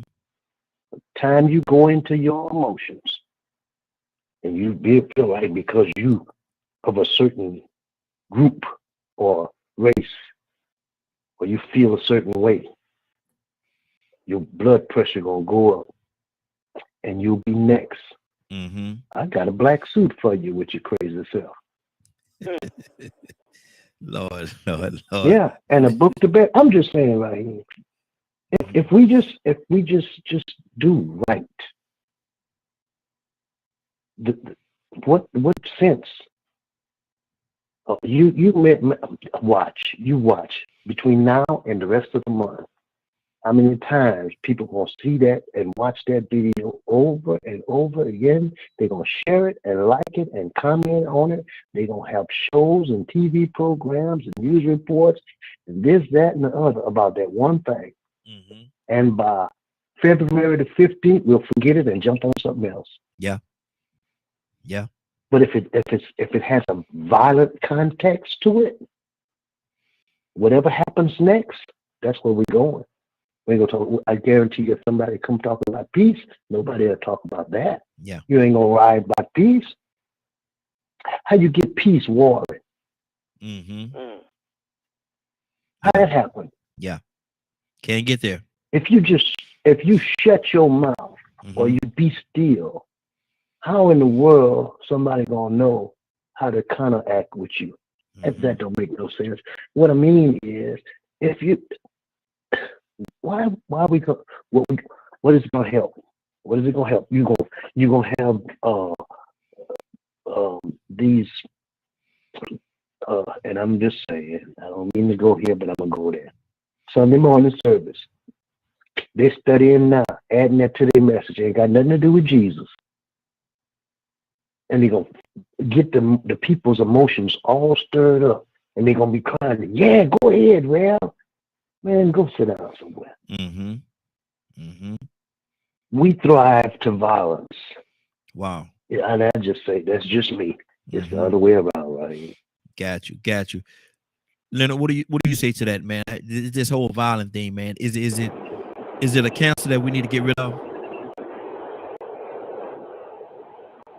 Well, Raheem, it's like, I've always said on this show, and most people who listen know, I am non-biased. I have always fought against police brutality. Mm-hmm. And it do not change because of the color of the officer. Yeah. Mm-hmm. I've done forums on this. Shout out to Cap. Cap is in the midst of them trying to change them. And it has nothing to do with their color. Mm-hmm. It's about being law enforcement and being given permission to kill other citizens. Mm. Wow. And I don't know, if you continue to talk about something else, nobody cares nothing about how you feel. These officers not going to be on trial because of the color of their skin. Mm-hmm. They're going to be on trial for those charges. Yeah. Yeah. You got some folks that come to you for help, talking about, yeah, it's racial. They pulled me over. Sir, you was doing 85 and a 25. That's probably why you got pulled over, not because you was black.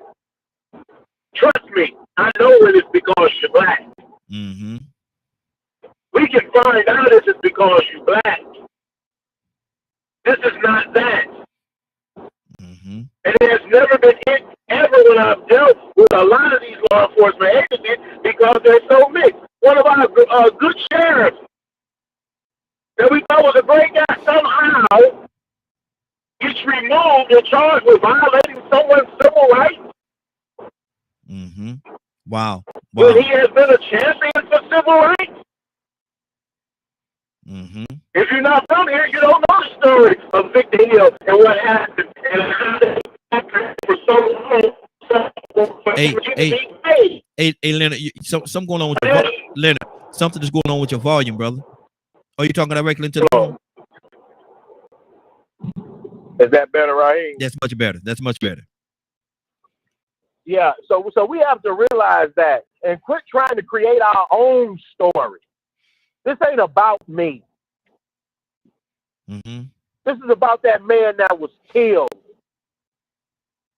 by people with badges. People who didn't care nothing about him. And it didn't matter that he was black. I ain't never known nobody not kill somebody because they was black. Mm-hmm. You kill people you got issues with. Mm-hmm. People call it ain't a black on black crime ain't about being black. It's about the issue. And we keep want to make it something else and wonder why it's hard to make so much progress.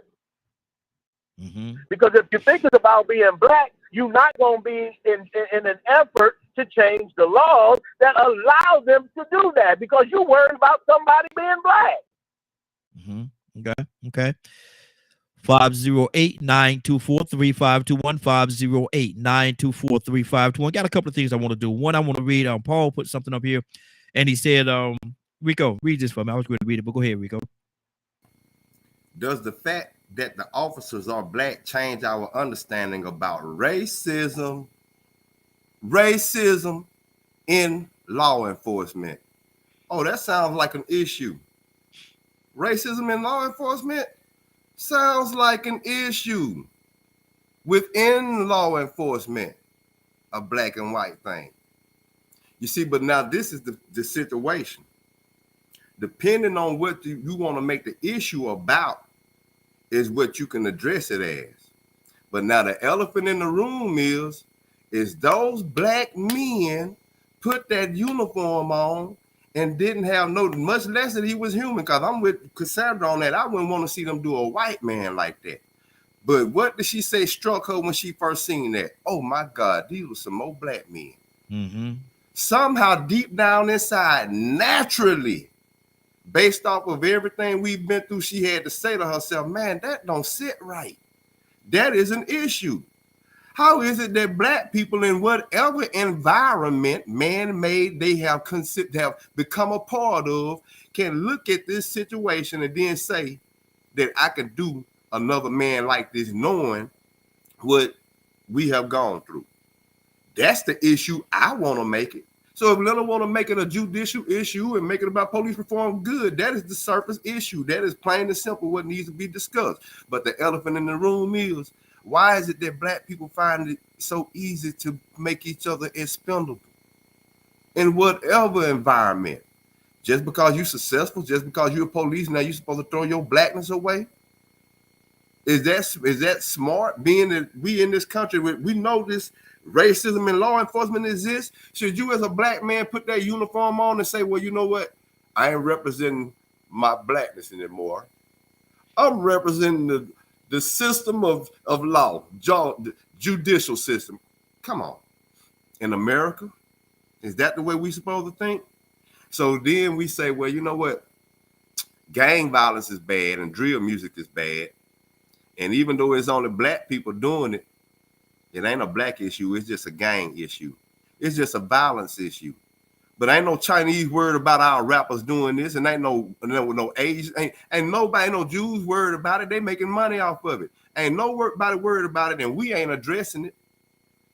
So it ain't just in law enforcement, it's all the way around. So this is the issue that y'all, if somebody wants to make it the issue just about this situation, that's cool. In this situation, it's a law enforcement issue. It's a police reform issue.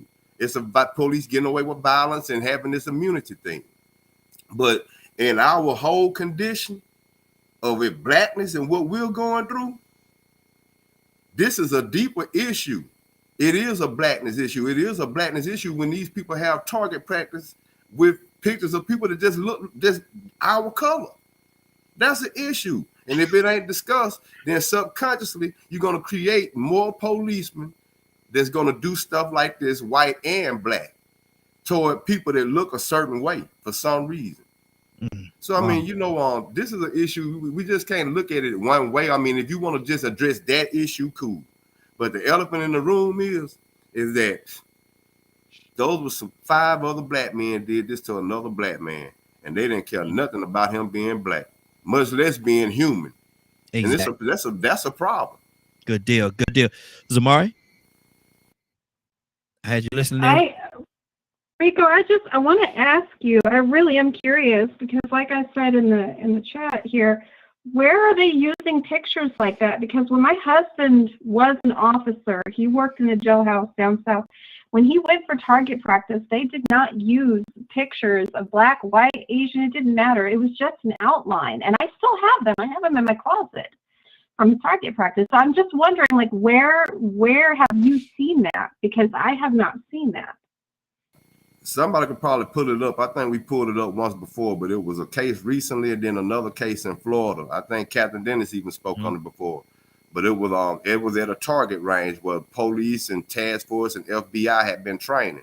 Yeah. It just so happened one of the black officers came out there and he seen a picture of his brother shot up, and it was all mug shots of black men. It wasn't no white people involved. And then it happened again recently.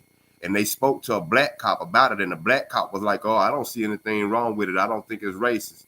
But these were living human individuals. So it ain't everywhere. This is not a practice, because that would be busted wide open if it was a common practice.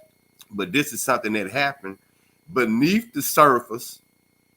You get what I'm saying? Sometimes you have to discuss the subconscious and the sub-level things that happens, because you have a culture that exists that would taint the mind, and then have other black men looking at other black men as super predators and not human.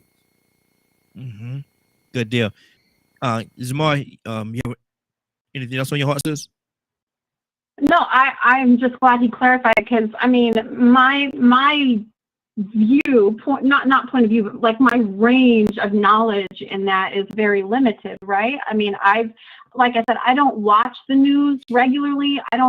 I just don't pay attention to it because it's freaking depressing. I have other things I need to concern myself with than being depressed all the time. So I was just wondering, because like I said, in my experience, my personal experience with my husband doing that, where he worked, that I did not see that. So I was just wondering where that was at, but he cleared it up, and thank you, because wow, if they're doing that, wow, they should not be doing that. Yeah.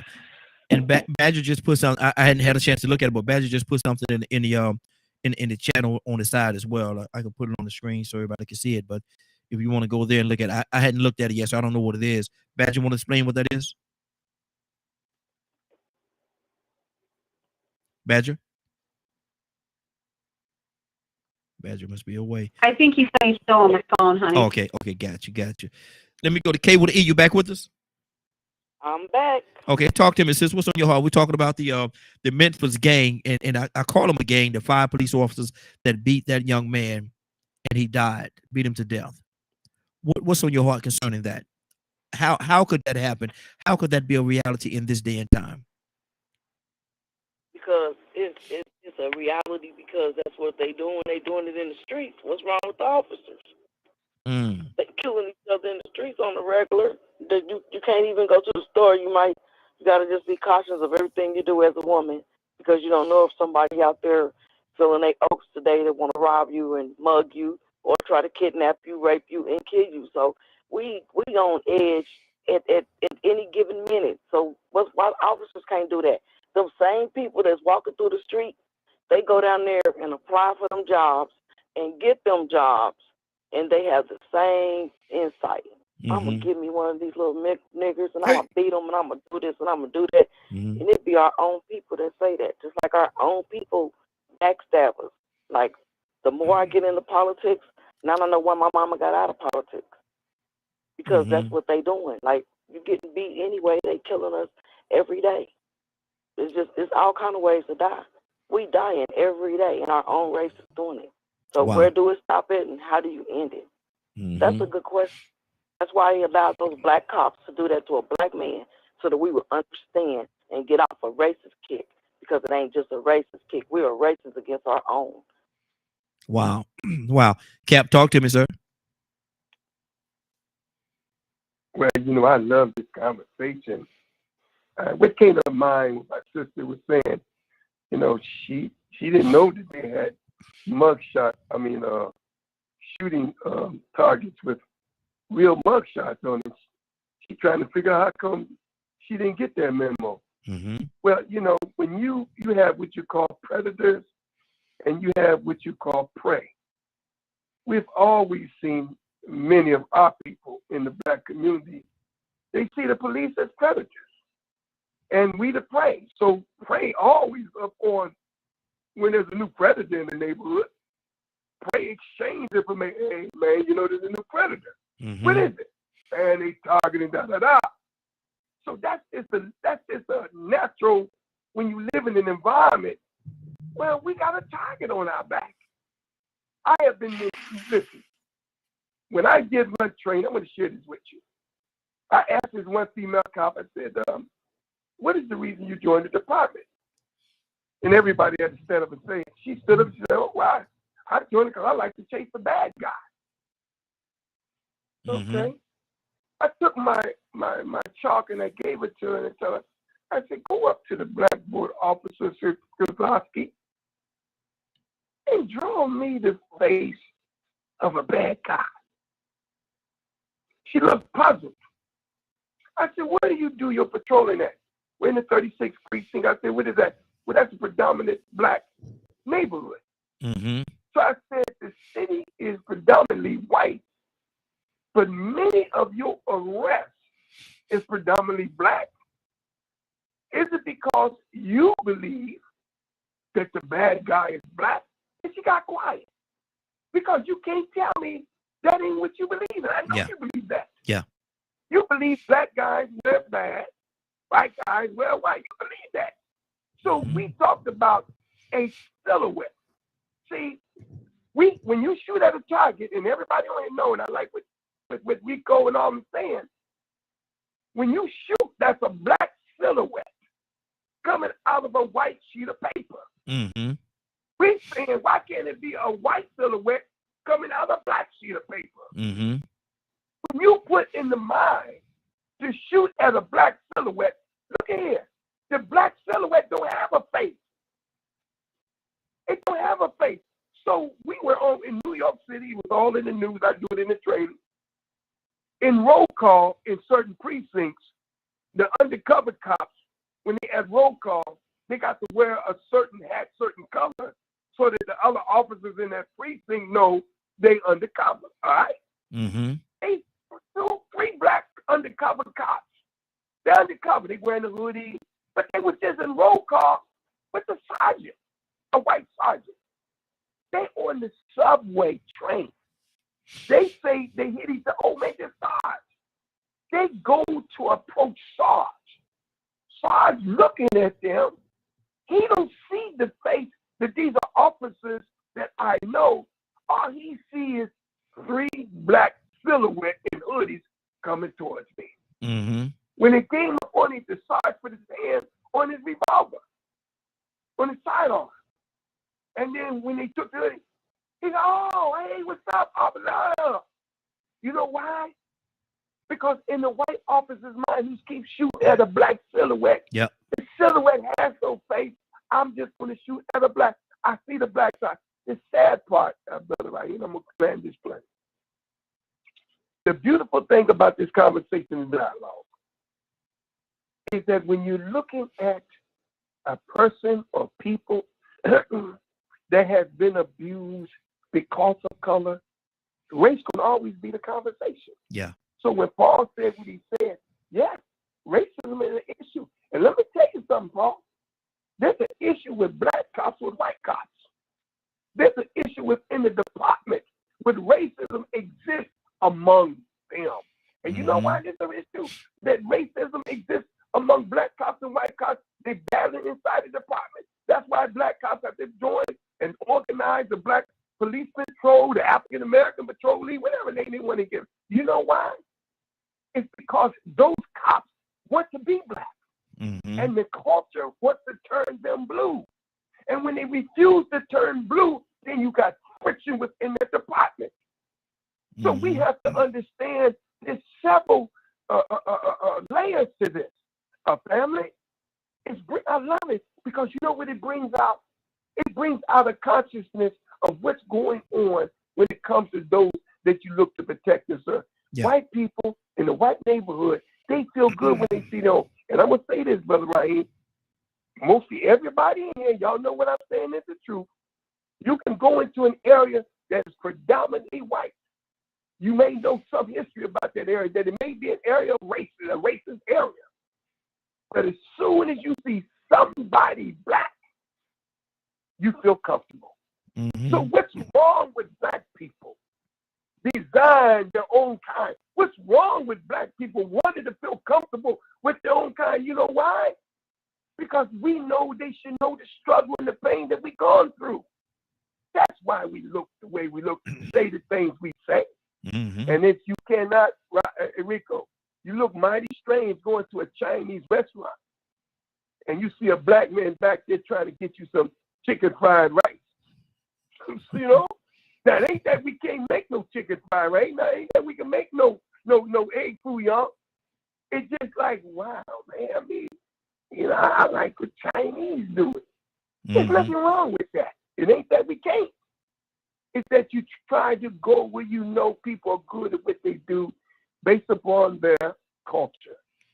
And I think we are growing. I love this conversation. And I told you, Ryan, I want to bring some of them brothers, chiefs, on this. I talk to them. They ain't got no problem. Yeah. Because you need family on this line. Talk to people that's in law enforcement. Exactly. Let us stop guessing. Let's stop guessing. I can bring you some people, man, that serve in law enforcement 20, 25 years. I'm not saying that these guys that I'm bringing on the line wasn't a part of that blue wall assignment. I'm not saying that. Because as long as you're a chief, you know, you do what the Indians do. Yeah. All right? Yeah. As soon as they get out of being in that, now they want to talk black. I'm not letting them off the hook. Because now they can say what they want to say because there's no consequences of saying it. And we give them a platform to say it. Yeah, exactly. That's all I got to say right here. Wait, and like I said, we could do that as soon as next week if you want to, brother. Just just let me know when you want to do it. We'll definitely make it happen. We'll definitely. As a matter of fact, I think because the situation in Memphis, I think is really. I think they'd be happy to get involved with it. Okay. Let's set it up. Let's make it happen next week. But I gotta say something to you though, Cap. You just disappointed me though. You just disappointed me, man, because and I'm gonna tell you why you disappointed me. They got the Chinese restaurant, they got the Japanese restaurant, and they serve the shrimp fried rice and all that stuff, man. I was on the market, man. I rolled up all my papers. I agreed to open up me a Blacknees restaurant. I was gonna sell some Chinese ribs and all that stuff too, man. I wanted to do it, but you just told me that you rather go to the Chinese man to get it than to get it for me. So man, look here, I will go open up a Blacknees restaurant, man. Come on now, why can't I open my restaurant, man? Why can't you come and buy the food for me, man? You gonna open up a blazing restaurant, blazing. You know, man, I'm gonna call it Raheem Blacknees and shrimp. Why can't I do that, man? Why you gonna do me like that, Leonard? Leonard, what's on your heart? Do so I come to you next. Just thinking about the things that Cap was saying as it relates to these various issues, and what people have to realize: without a proper assessment, you're not gonna come across this. I was in the military and I shot competitive rifle for 6 years. Every target I had was a black target outline, black outline. Yeah. That don't make me want to kill black people. Is there a psyche that goes along? Can there be? I'm not gonna say is there, but can there be a psyche that goes along with that? Me being a racist makes me want to kill black people. That's what makes you kill black people, is when you're a racist. It don't matter what color the target is. And just to clarify, one, usually you'll see more detail in targeting when it relates to tactical exercises for police training. The incident that occurred with the one area was because the leadership allowed you to use actual people. That's not a common practice throughout law enforcement. Mm-hmm. That's a local agency that was doing it, and nobody knew it, and then someone found out and brought it to the public's attention. You don't use no personal faith, but you know what? Let's switch it up. Since that's the deal. Okay, what if it was pictures of pedophiles? Would that be okay? Good point, Doc. Would that be okay? Mm-hmm. Would that be okay? Hey, if you're going to be about justice and righteousness, you got to be about it. And one thing I love about justice and righteousness is it is a constant. It is universal. It goes so far above race foolishness, you wouldn't believe it. We don't go down there fighting because a police officer white. We go down there fighting because he's a police officer misusing authority. Not because he's white. It don't help that he's a white racist. That just makes him more inclined, if you give him this badge, what it is likely he is going to do once he gets that badge. Mm-hmm. There are black folks, black officers that get badges and things to commit crimes. We got black police officers, not they police officers, and in street gangs. Okay. So when you get used to dealing with the people, we did a protest. The boy died in the jail down here. Sheriff pulls me to the side. You know, I don't appreciate them black people calling me less than a black man. I said, well, quit saying stuff that white racists have said in situations like this. And then maybe they wouldn't target you. You brought it on yourself, black man, black deputy. You want to know why these black people protesting against you? It ain't because you black. It's because you allowed that boy to die in that jail. Okay, good deal. That's why we're here. 508-9243. Go ahead. Finish your thought, brother. And so we have to focus on that. And this is why it's so hard to get substantive change, is because once we feel get it out, we go on about our way. Because a lot of people just perform because of the issue. Oh, now we got a reason to tax some stuff up. But you're not going to take your behind down there and vote for a mayor that will put in a race-conscious police chief. You won't elect a black governor that is more likely to intervene and use his power to change what's going on in police agencies in the state. Mm-hmm. Wow. There's a process to this. And being mad and always talking about somebody's color has never solved the problem. Okay. Because when we go and find out the facts, we find out we got black folks doing just as much as white folks to black folks. Okay. Stay right there, Leonard. Stay right there. We got a few more minutes. I want to touch some more people before we get out of here. Don't go nowhere. You stay right there. Tucson, what's on your heart? And we got another caller coming to you next. Tucson, what's on your heart, brother? Well, I just makes me understand what color is right, or do we expect right to be? Mm-hmm. What nationality is it? Because it seems like what we have done is expected better out of somebody else rather than ourselves. In this world, there's much confusion. Sing it, Raheem. Sing it, Raheem. No, why is it that we expect every other nationality to do right but us? Mm-hmm. We supposed to do wrong? Wow. Did you see that coming?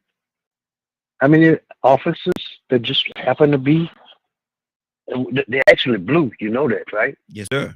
But since their skin color in blue suits, you think maybe you feel better if there was 5 white officers, because you didn't expect that out of them, or maybe you did expect that out of them. What color is right?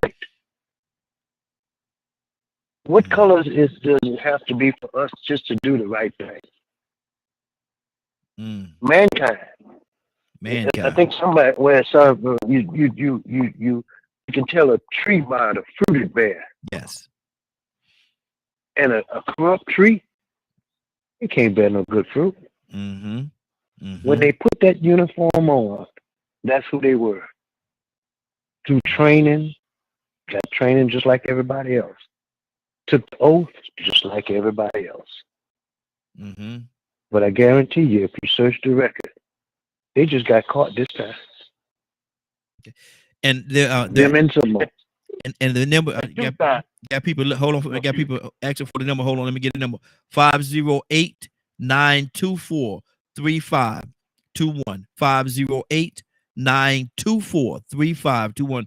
Go ahead, Leonard. Now you know we got some more people here now. Leonard. What's on your heart? Okay, just talking about what Tucson said, and I'm talking about when you actually not just the 2 or 3 on TV. I look at hundreds of cases. And when you ask these people why they did this, that, and the other, or when we're representing someone or whatever, you want to make an excuse for somebody your color doing wrong, just like white folks do. Just like white folks. You want to give them a break when it's your color. But what about the mother of that dead black child? What about what she has to go through? You think color really matters? She just lost her child. She was a victim of violence perpetrated on her by someone else. Do you think it mattered to her? She feel better if a black boy killed her son or somebody white? Wow. Hold on right there. Yeah, because it's a lot, Tyler. But Leonard, I gotta come to you and I want you to do something for me. You ready? Oh, you ready? I thought it was no call. Go ahead. The good bishop. I'm so glad he called. Bishop, good morning. How you doing this morning? Now, you know the difference between a good person who becomes a police officer and a bad person who becomes a police officer. Now, Leonard, what my mute button for Leonard? Leonard ain't gonna stop. That joke on the roll. Bishop, we talking about what he said is true. Oh, okay. I'm not saying what he said wasn't true, but my thing, we're talking about the Memphis. We talking about the Memphis gang, and I call them a gang because the 5 officers that beat the young man to death. And if you take those uniforms off them and you take the uniforms off them and you put them in the same situation, they will be classified or considered to be a gang. So what makes it different? Well, what makes it right, wrong? Because it's police officers. We got a couple of callers. I'm coming to you in just 1 second. Bishop, talk to me. Well, I mean, everybody has made some very valid points as it relates. I served in law enforcement for 12 years, and I was a preacher when I did it. And my thing was get out there to build a better community, not to target black. One of the things I said when I was a police officer, that racism exists among blacks towards black. And that's what people turn around, oh, no, it can't be. Yeah, it is, and it is, and it does. And that's the problem. So, they wear the uniform, they have the badge, and the badge is their cloak to go out and execute authority, but then they become excessive or abusive. And there's the stereotype that they say about black, black men, they're this, they're that, there's all these negative things. And that is also embedded in their minds against us, by them who talks about us. And you understand where I'm coming from.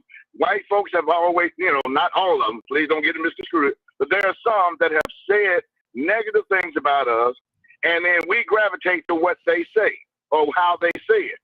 And our beloved brother Malcolm X said this very plain: you have the house Negro and you have the field Negro.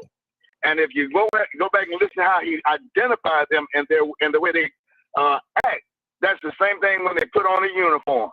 You still have the house Negro in a uniform that's supposed to be representing right and justice for humanity. So, it is what it is, man. Wow.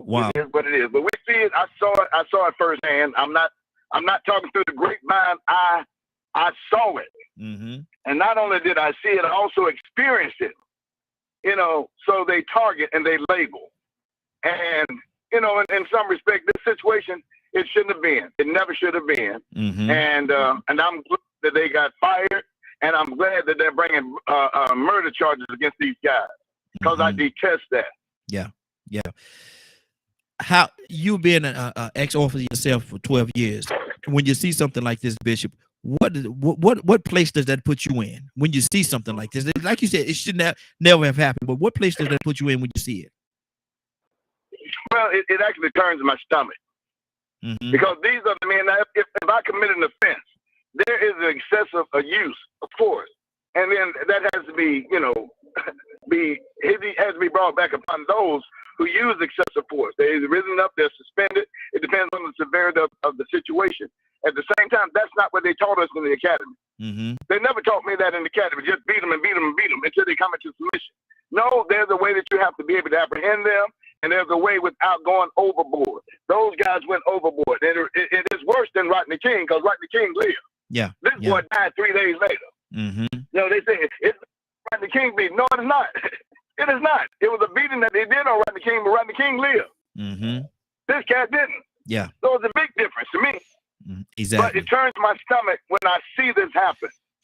It really does, because, like I said, 12 years out on the streets, man, 12 years enforcing the law. There's not one man or woman on the top side of this earth that says, Officer Adams, he disrespected me. He used excessive abuse and excessive force. Never a one time. And if I was with it, I was doing, I say, yo, man, back off, bro. Yeah. That's what I would do, because I care about people. And when I decided to be a police officer, not to tarnish the police image, but to give a positive image as to what we're there to do. Exactly. We're there That's to good. support. We're there to enforce the law, protect and serve, not become the predator and you become the victim or the prey. That's good. That's good. Bishop, we salute you, Bishop. Absolutely. Truly, we really salute you, because we know it's difficult to be a man of God and being part of an environment or a team where they don't have God at the head of their life. And you was probably a minority within the ranks. And I can almost imagine, Bishop, what you've gone through, but never think that we don't appreciate your service, Bishop. And I'm sure you had dealt with some situations where you showed a certain leniency because you knew the condition of these individuals. And I'm sure you did serve where you didn't care. They used that card. It didn't mean nothing. They didn't have no reason to do what you did. Don't put color in it. We thank you, Bishop. We wish we had many men and women that serve this kind of training, this kind of service in our community. Thank you, Bishop. We really appreciate you, buddy. Absolutely. We're gonna go to Paul, then we're gonna go to Rainbow. Paul, what's on your heart? Good morning, sir. How are you doing this morning? Good morning.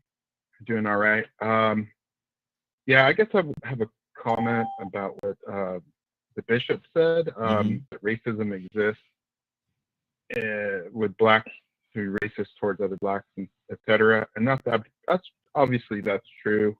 That internalized when you adopt the ideas of hatred against your own people. But I want to pivot a little bit away from that, because any reasonable person who follows the news and does a little bit of research is aware that there's a problem with police and police accountability. A lot of the white people I know are aware of that, and say something needs to be done, and then you have another group of people who are like the thin blue line people, that have the thin blue line flag on their truck or whatever, and they're like, nope, I don't want to hear any criticism whatsoever. You have that camp, and then you have the camp that's like, all cops are bastards. And it's like both of those things are not helpful. Neither of those ideas are gonna solve the problem. The example that out here in LA, you guys probably saw it. The teacher, Keenan Anderson. That was one that sort of happened recently, and it blew my mind, because you go to Twitter and pretty much all the liberals and pretty much every single black person is like, oh, this is obvious racism. And then to me it wasn't, because if you watch the video, the white cops, they were so professional in how they dealt with him, because he was clearly having a mental health crisis. I don't know if you guys have seen the video, but he was having a mental health crisis. And they're like, dude, just sit over here, just calm down. We're gonna work this out. And he was saying all this irrational stuff. They're trying to kill me, and he was on drugs and all this. He tried to tried to carjack somebody like right after that, and the thing got out of control. And it's like, to me, why do people? I understand why people want to put race on it, because race is a factor in everything. But if you watch the video, I don't know. To me, it doesn't seem like a racial thing. There's a black cop right there, and there's just a lack of trust. Obviously, that's a big part of it.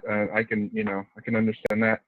I think what you get, most of us here are older. Why is there a lack of trust? We're sort of like invisible to the cops at this point. So, Paul. I think it's a younger person issue. Paul, can you hear me? Why is there a lack of trust? You say there's an obvious lack of trust there. Why is there a lack of trust? What created that lack of trust? I think there's honestly, I think that you can't just put the whole thing on one side. Say that's racist cops. I mean, some communities that cops have to patrol are very dangerous, and I think that and there's an anti-cop narrative in certain communities, like, oh, we're not gonna talk to you at all. We're not gonna cooperate. And how can you build trust if you think that every cop is a racist, wants to kill you? And that's just that's not true. A lot of times people base their opinions on circumstances that they encounter, and so we have to also keep that in mind. But we got a couple other people on here. Let me go to Rainbow. Rainbow, good morning. How you doing, young lady? Morning, Raheem. Good morning, everybody. Blessings. I just wanted to first thank the brother that had spoke earlier for his service as being a police officer. Yes. I wanted to first and foremost say that. Second, I'm going to preface what I'm going to say is some black people don't like what it is that I have to say as a black woman. These officers need to be convicted to the fullest extent of the law.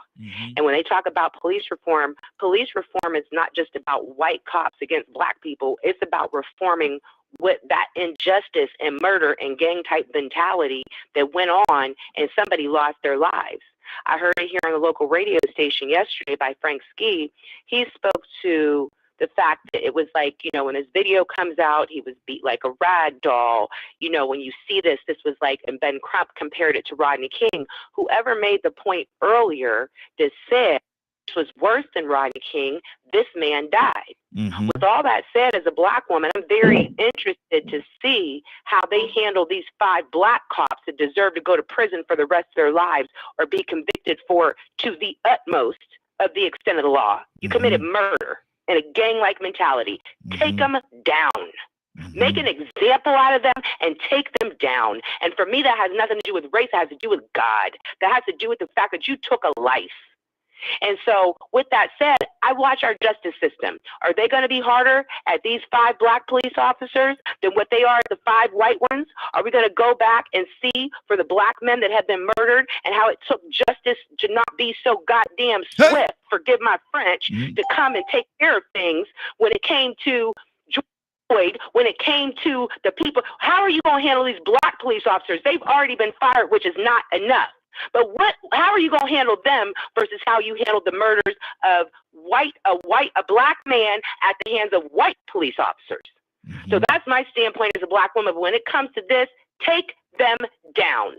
Prosecute them to the fullest extent of the law, the same way you would somebody white, black, Chinese, or indifferent. And that's from a black woman that loves the Lord. Okay. Hey, Rainbow, Thank you for letting me share, Raheem. Absolutely. I need you to do me one favor, though, Rainbow, before you go. Tell us how you really feel. Good God. I think I already did. I believe you did, sis. I believe you did. Let me go to Cassandra. I think God handled that one. Good deal. I'm watching you on the live stream too. Yes, ma'am. Yes, ma'am. So I appreciate I you too. See you as well, Raheem. Good deal. Blessings, brother, to you and your beautiful wife and family. Likewise. Absolutely. Cassandra. And then Pastor Mo come to you next. Pastor Mo will come to you next. What's on your heart, Cassandra? Talk to me. Yeah. You about to act up. Now I know today Friday, Cassandra. We won't need you acting up now. We know today Friday. No. What's the Rainbow Rainbow used the word, so I don't have to use that word. Yeah. But, so she's already used the word for me, so I don't have to go in the corner on that one. No, but seriously, I don't care what color they are. You have a side that keeps trying to make police reform be about people taking away somebody's gun and they trying to shut down the police. That lie that has been perpetrated over and over again is just that. You can't make the truth out of a lie. But that is a lie that they have perpetrated. When you say gun reform, immediately they put that, what are them people called? The gun people. What are they called? The ones that fight The for guns lobbyists. and every, what? The lobbyists. NFR, whoever they are. NRA. Yeah. Yeah. Immediately they put people on the fence because they're saying they want to take away the guns. They want to do police reform. Has nothing to do with any of that. It is restructuring. It is more training. It is. Someone said this. That's what police reform is about. So it ain't about taking nothing away from anybody except taking away the chances of violence taking place against citizens. People, whether they did, listen, everyone is entitled to due process, right? So can we just at least get them to the jail? Can we do that? Can we get them to the jail and determine whatever their punishment is when people die because of cigarettes? Because they reach to get their, telling you, they reach to get their ID. What?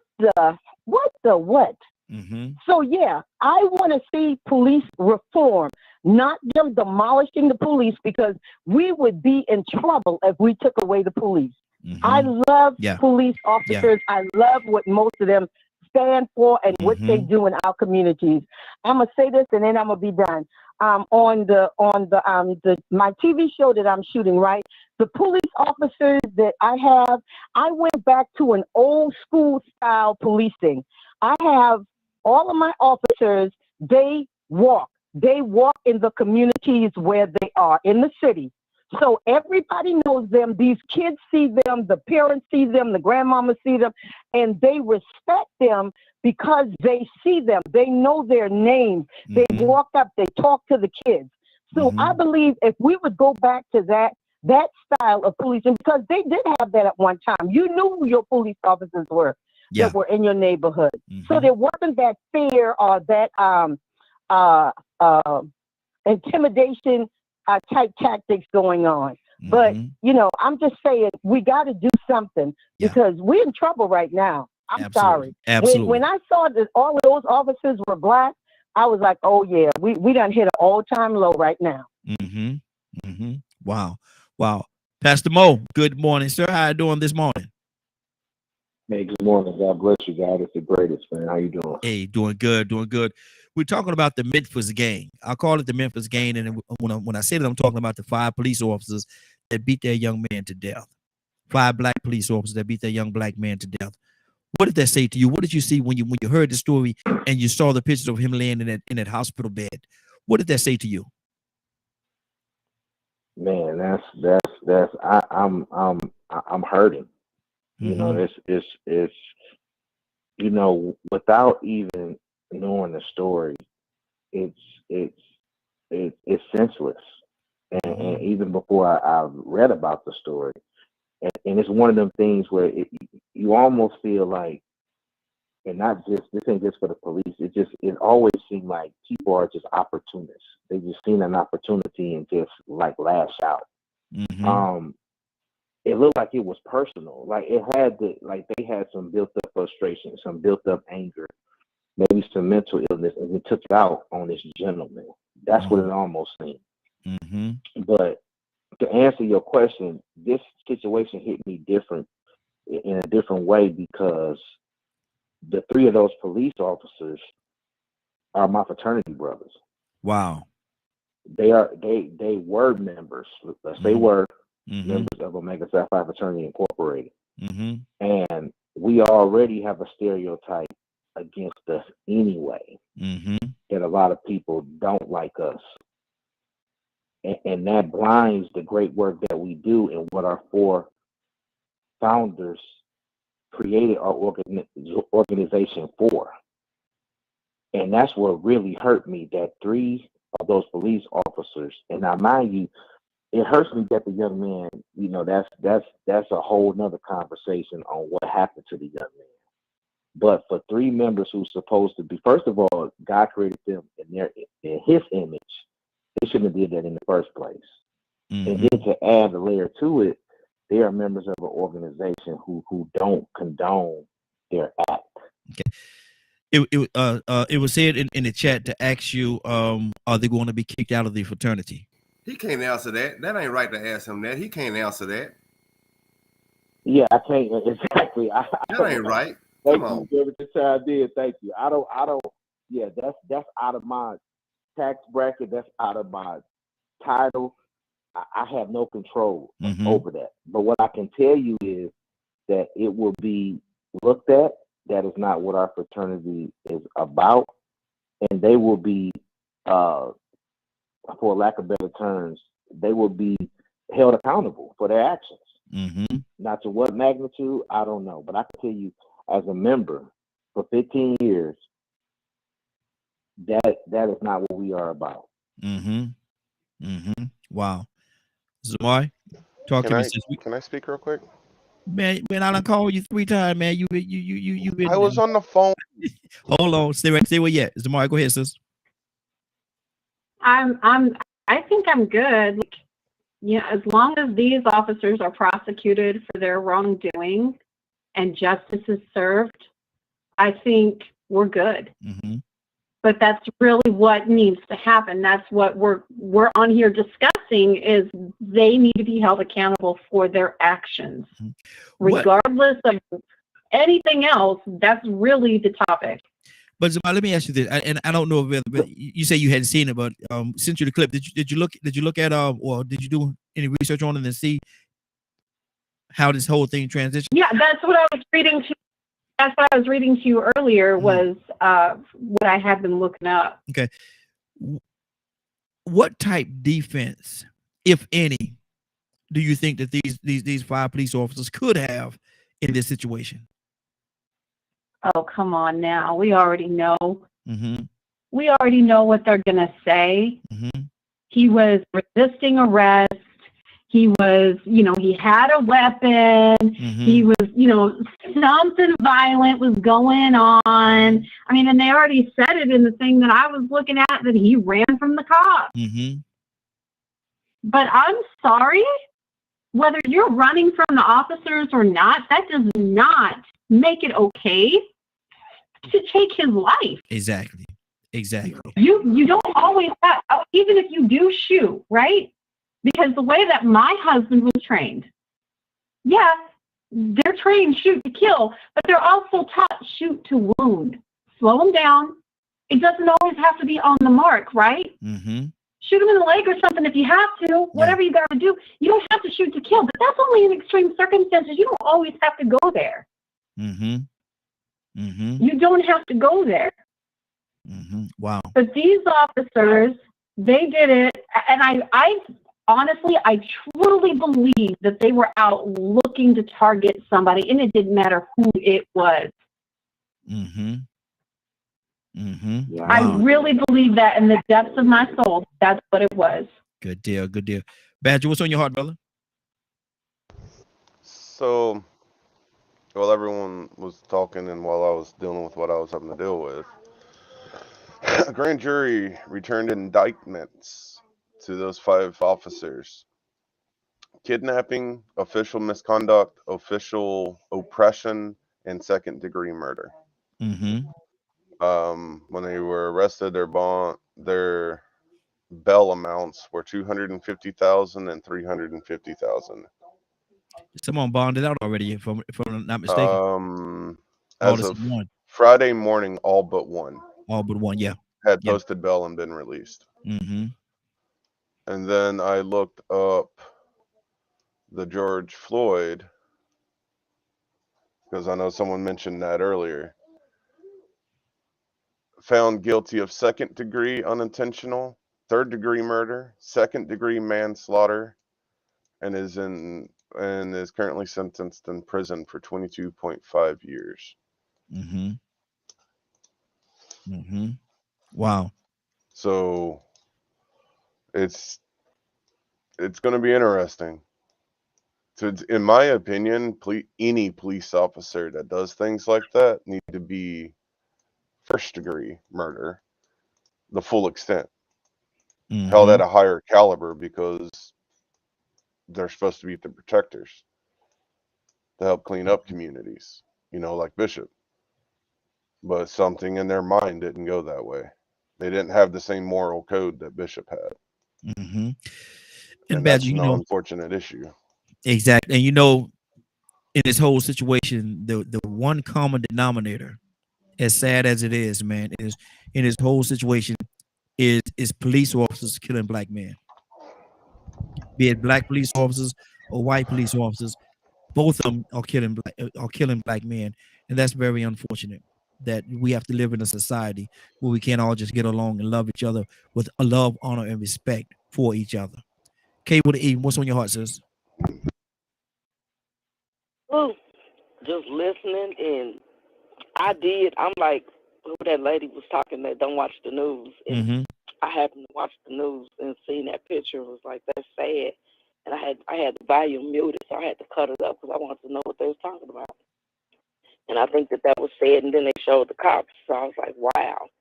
So for us to be talking about it, it just really kind of blew my mind. I was like, this is really crazy for me that, this even happened, but we literally doing it every day. Those cops are just in uniforms. They still normal men. And then for them to be in a group, belong to an organization that don't condone that, so they're gonna get triple in trouble. But like he said, he looked up the George Floyd thing, so it was just as many cops involved in that as it was involved in this.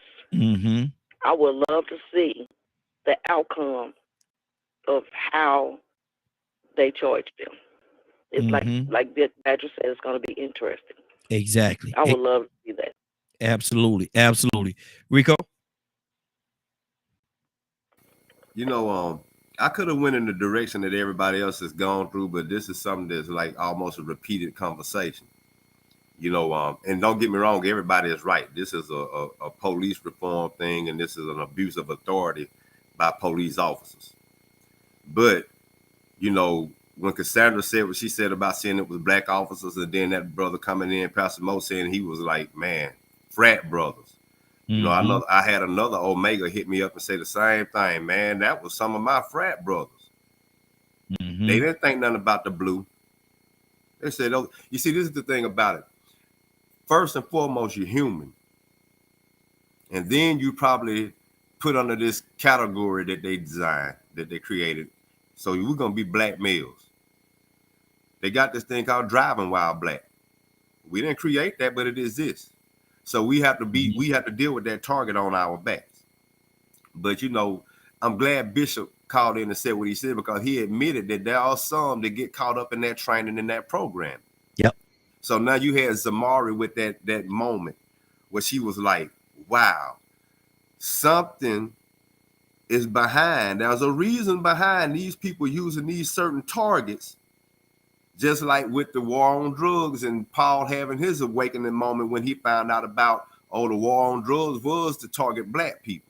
There's a reason behind that. But see, now think about the dysfunction and behind the black people that work in those organizations, and they only trying to do the job for the good guys. And they don't understand that ulterior motive. That they contributing to that ulterior motive, like these 5 black cops that are trying to do what the good guys do. And then remember that first they were human, and then second, you're black, third, you're Omega, then fourth, you're a police officer, because how this goes down. So now I talk about Christopher Dorner, decorated, upstanding black male, believed in the American way, patriotic, when he joined the Marines, went to be a police officer, and found out that it was about being black. So now here we go. This everything that everybody has said, this is something that needs to be discussed, and this ain't nothing new, this police reform. But outside of Zamari and Paul and anybody else that isn't black, within the black community, we have to come and have a conversation on why we put our blackness to the side so much. Why is it so easy for us to put our blackness to the side and overlook that when we see one another and just look at them as what this world has labeled them based on our titles or our careers? Because you're not going to get that to happen in the Jewish community. You're not going to get that to happen in the Asian community. You're rarely going to get them to say, well, you know what, once I put the uniform on, I'm blue. Yeah. But the programming and the training and the brainwashing that happens to a black man and an Omega that can do this to another black man, that goes against everything he was supposed to stand for as an Omega in that black fraternity. So when do you stop? What makes us put these things to the side and just not only dismiss our blackness, but dismiss our humanity? Now, this is a humanity situation, but in the black community, we got some discussions we need to have. Exactly. Now, we are about to get out of here, man. We've been on here, man. What is it? Almost 10:30. Well, y'all owe me for the day, boy. Y'all owe me. Missing Willa too. Willa still ain't showed up. Yeah, no, she had a little something. She reached out to me, man. She had a little something going on today. She wasn't able to make it today, so we're gonna go to Cassandra. Gonna let Cassandra pray us out today. She's gonna pray us out, and she don't know it yet, but I just told her, so she can't hang up. I just told her, so she just heard me. So Rico, what's going on at 3:00 today? If you missed today's show and would like to see or hear the rebroadcast in its entirety, you can tune in at 3 p.m. Eastern Standard Time on www.dklmediagroup.com. And I know the word entirety. If you knew, I know what that word is. I ain't saying that intentionally. Oh man, I'm doing that intentionally. I'm missing it intentionally. Exactly. It's a morning glow thing. Just tell them it's a morning glow thing. That's all it is. Anybody have anything they want to say before we get out of here? One thing right quick, right. I want to put this on everybody's mind because I love, we can't let this subject die.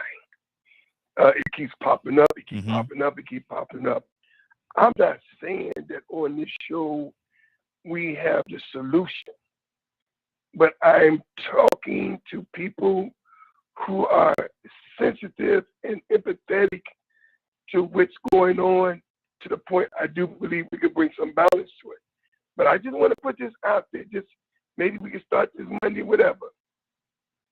Can the police be reformed? And are we trying to reform that cannot be reformed? If we say in our mind it can't be reformed, that's like, we keep Jimmy rigging it. You keep Jimmy rigging. We keep trying to Jimmy rig the law enforcement. Can we get to the point where we come to that attitude? You know what? It can't be reformed. Now what? Does that mean we can't have law enforcement? What does that mean when it can't be reformed? I love to see us entertain that. Hopefully, maybe Monday, Raheem, can law enforcement be reformed? And if they can't be reformed, where do we go from here? When we say, you know what, it can't be reformed, y'all, what are we going to do now? I would love to entertain that kind of conversation. And everybody else, man, have a wonderful weekend and keep an eye on Sister and Brother Fu. Thank you, Brother Ryan. There you go. And come over to Raheem's Black Knees, Chinese and Wings restaurant and get yourself something to eat. It's good food over there. Come on there and get y'all a little something. Come on, get you a little something. I got all that you need. Cassandra. She's not here. Oh, she's here. She's here. I know she's here. Look, when we say it like a Cassandra, when we say it like that. No, that's fine. Oh, okay. Father, we just want to thank you, first of all, for giving us another opportunity to be in your presence. God, I thank you for everyone that is on this line, everyone that is around the country, God, around the world that may have heard this conversation, God, and may have gained something that will help them have a clearer perspective on what is happening in our society. God, I ask you right now to just strengthen Cap, God, as he is coming through his surgery. We ask you to touch him from the top of his head to the very soles of his feet, God. We ask you to touch every place that may be hurting, God, every place that may be healing in his body. God, we just honor you today. We just thank you for your goodness and your mercy toward each and every one of us. God, we ask you right now to bless those families, God, that have been affected by any type of violence, God. We don't care if they're black, white, who did it was black, white, orange, or green. We ask you to stop the madness, God. But we know that all of this is a part of your divine plan for mankind and for this earth. We ask you to show us grace and mercy, God, in a time where it seems like it's nowhere to be found. We honor you, we love you, we trust you, God, with every fiber of our being. Now we ask you to bless Raheem, bless the family that he looks over and protects on a daily basis. And we ask you right now, God, help your people, God. For you said that if your people who are called by your name would humble themselves and pray, turn from their wicked ways and seek your face, then you would heal the land. We ask you, God, touch our land right now. In the mighty name of Jesus, we pray. And the people of God said, amen, amen, and amen. Amen. Amen. Amen. Look at that. Boy, y'all didn't know. Hey, I forgot how good Cassandra did it. I missed that, Cassandra. I missed that. You did. Hey, I forgot how good you was with it. I forgot you was 1A at first. Exactly. I agree to say, hey, don't sleep on Cassandra now. Cassandra got some at him, boy. Look at him. Look at him. Good God, look at him. I love it, man. Thank you, Cassandra. I love it.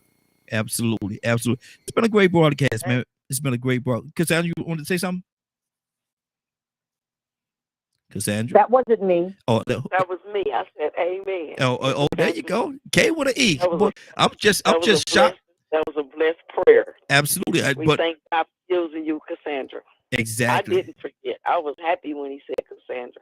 But see, my thing is, I'm just shocked you was able to find your mute button in time to say something. That's all I'm saying. My mute button. Shut up, Raheem. You was doing good. Are you gonna sing at your Chinese, Raheem? I'm gonna look at. Come and get it while it's hot. God almighty. Boy, look at here. Boy, look at that. That's a Grammy. That's a Grammy right there. That's a Grammy. Cap. That's a Grammy. We say his signature dish gonna be chitlin egg roll. With your black and blue restaurant, I want to say this. It's always good to have a backup quarterback. That's all I'm going to say. AM has a Raheem black knees and wings. I'm gonna tell you something. I'm gonna hook it up. Y'all ain't never had no Chinese food like this. Boy, I'm gonna get special seasonings, special sauces, all that. Wings. Some black knees. Go on with your best. Yeah, black knees. I'm black knees. We're going to say, Raheem, they don't put hot sauce in that, man. Hey, you know that commercial? I put that on everything. Yeah, that's what it's gonna be. I put that on everything. Hey, man, look at it. Well, now y'all know I don't watch this. Now y'all know I don't eat no pork. But watch this. I'm gonna have pork. I'm gonna have pork chop, fried rice, and all that stuff, man. No, I ain't. Let me stop that foolishness.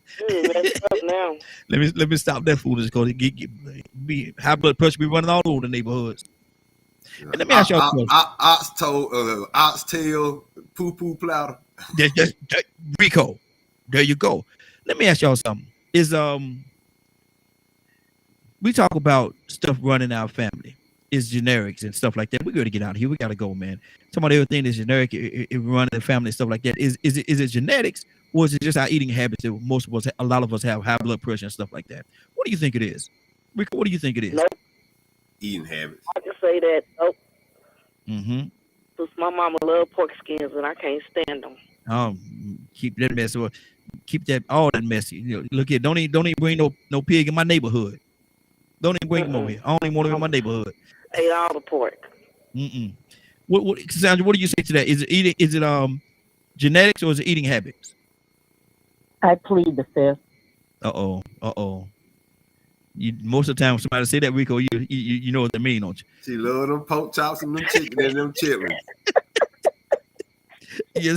Yes, Lord. I don't eat pork chops like that, but every now and then, I got to tell the truth. Every now and then, I'll eat me some pork. Now, not often, but yeah, I do. How you made the transition over to the turkey bacon yet?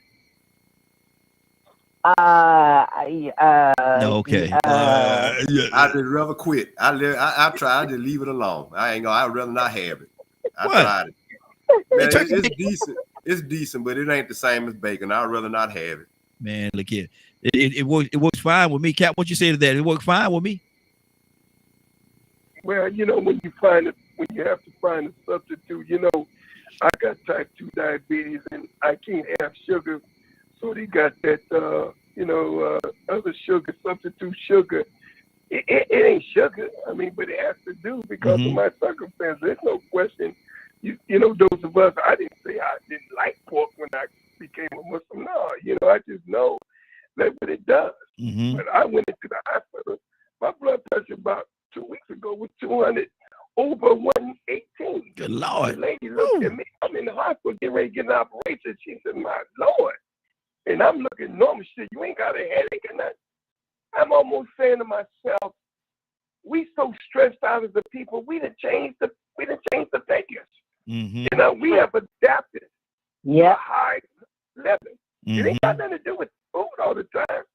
It has something to do also with the stress of wondering, can I get that car note and that rent due? That becomes stressful. That takes your blood pressure. So it ain't never got just nothing to do with the piggy wiggy. The physical signs, I know you gonna eat it ain't gonna be easy to have you switch over, but your doctor, if you got high blood, they're gonna tell you leave it alone. But I'm not mad at you. You still my people. There you go. Pastor Mo, what do you Pastor Mo, what do you say to that? Is it genetics or is it our eating habits? Man, I'm gonna be real simple. All I'm gonna say is that I think it's a little bit of both. And we all gonna die some, so die happy. I use my turn. Oh, okay. Oh, I'm sorry. Oh. And she over there screaming. I'm wondering, is Zamara still with us? She got a screen blank. I don't know if she's still there. Zamara, you there?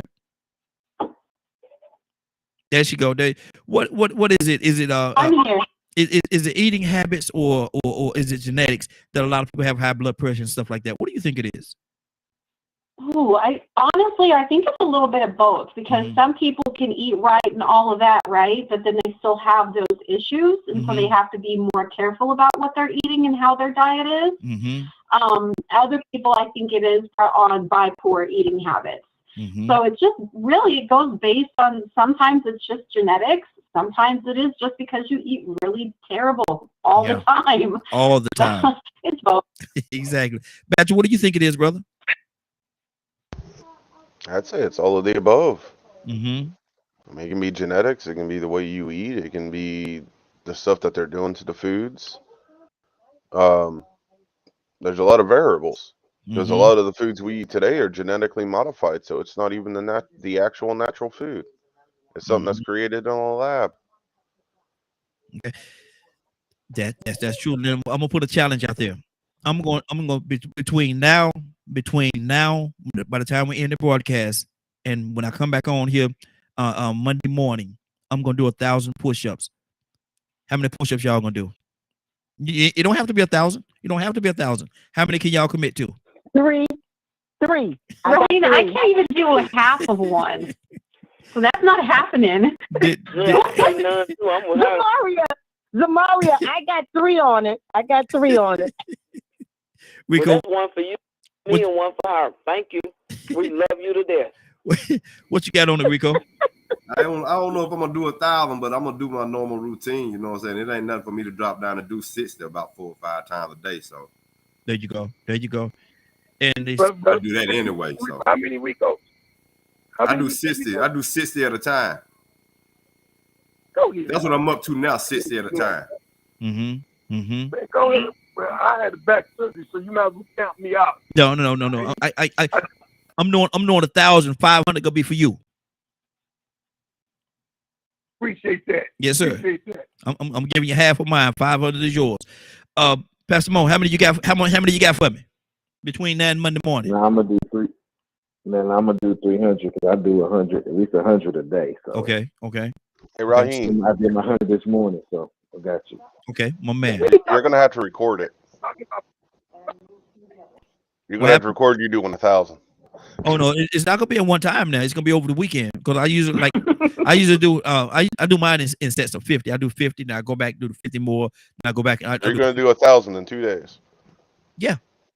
All right, record it and post it on your Facebook. You want me to each time you do it, so we can keep count with you. I tell you what, every time I do it, I'm gonna text you. I'm gonna say there go 50. There go 50 more, and then you tally all of I them. need video evidence, man. The same action he testing with, them same fingers he pressing the test with, he can press them same buttons to push a record button. Exactly. Thank you. But see, my thing is that's extra work, man. Having to record every time, I just do it when I do it, and have to record and all that stuff. Man, that's too much extra work, bro. Oh, you need your phone? You can do that Facebook Live thing button. That make me more tired than doing the push-ups. I can knock out 50 push-ups in a rim. Yeah, your finger's gonna get tired. He do 50 Hey, push-ups, but his finger's we gonna don't get have tired. proof of it happening. It didn't happen. Yeah, see that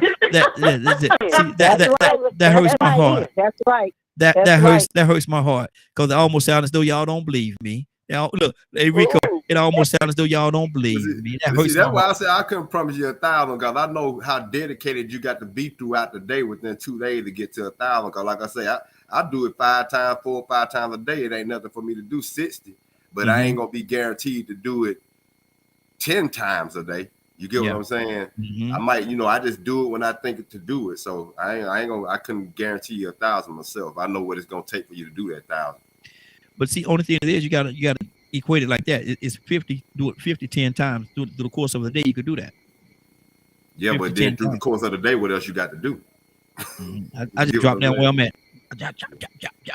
Okay, that's 50. Now if I come on here and say, now, man, push-ups against the wall don't count. well, I'm gonna tell y'all this here. If I fall short, I'm gonna come on here. I ain't fooling with you. If I come on here on Monday morning and for whatever reason I didn't make it, I'm gonna tell y'all what number I got to. If I don't get to 1,000, I'm gonna tell you.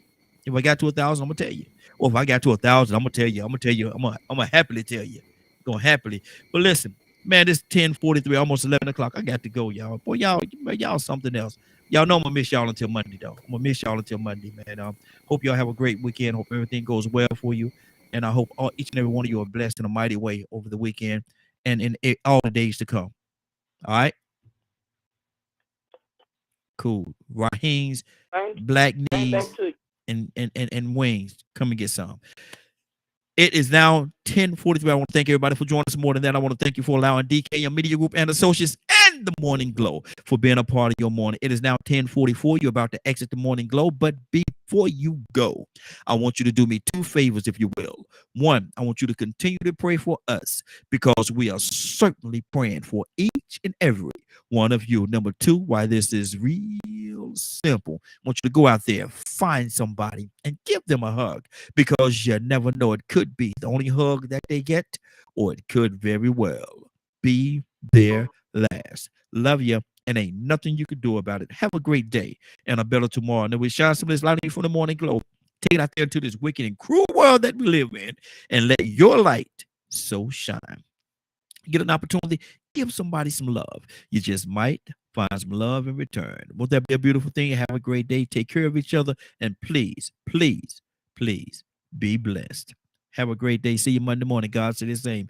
Give somebody some love and some truth. Take care.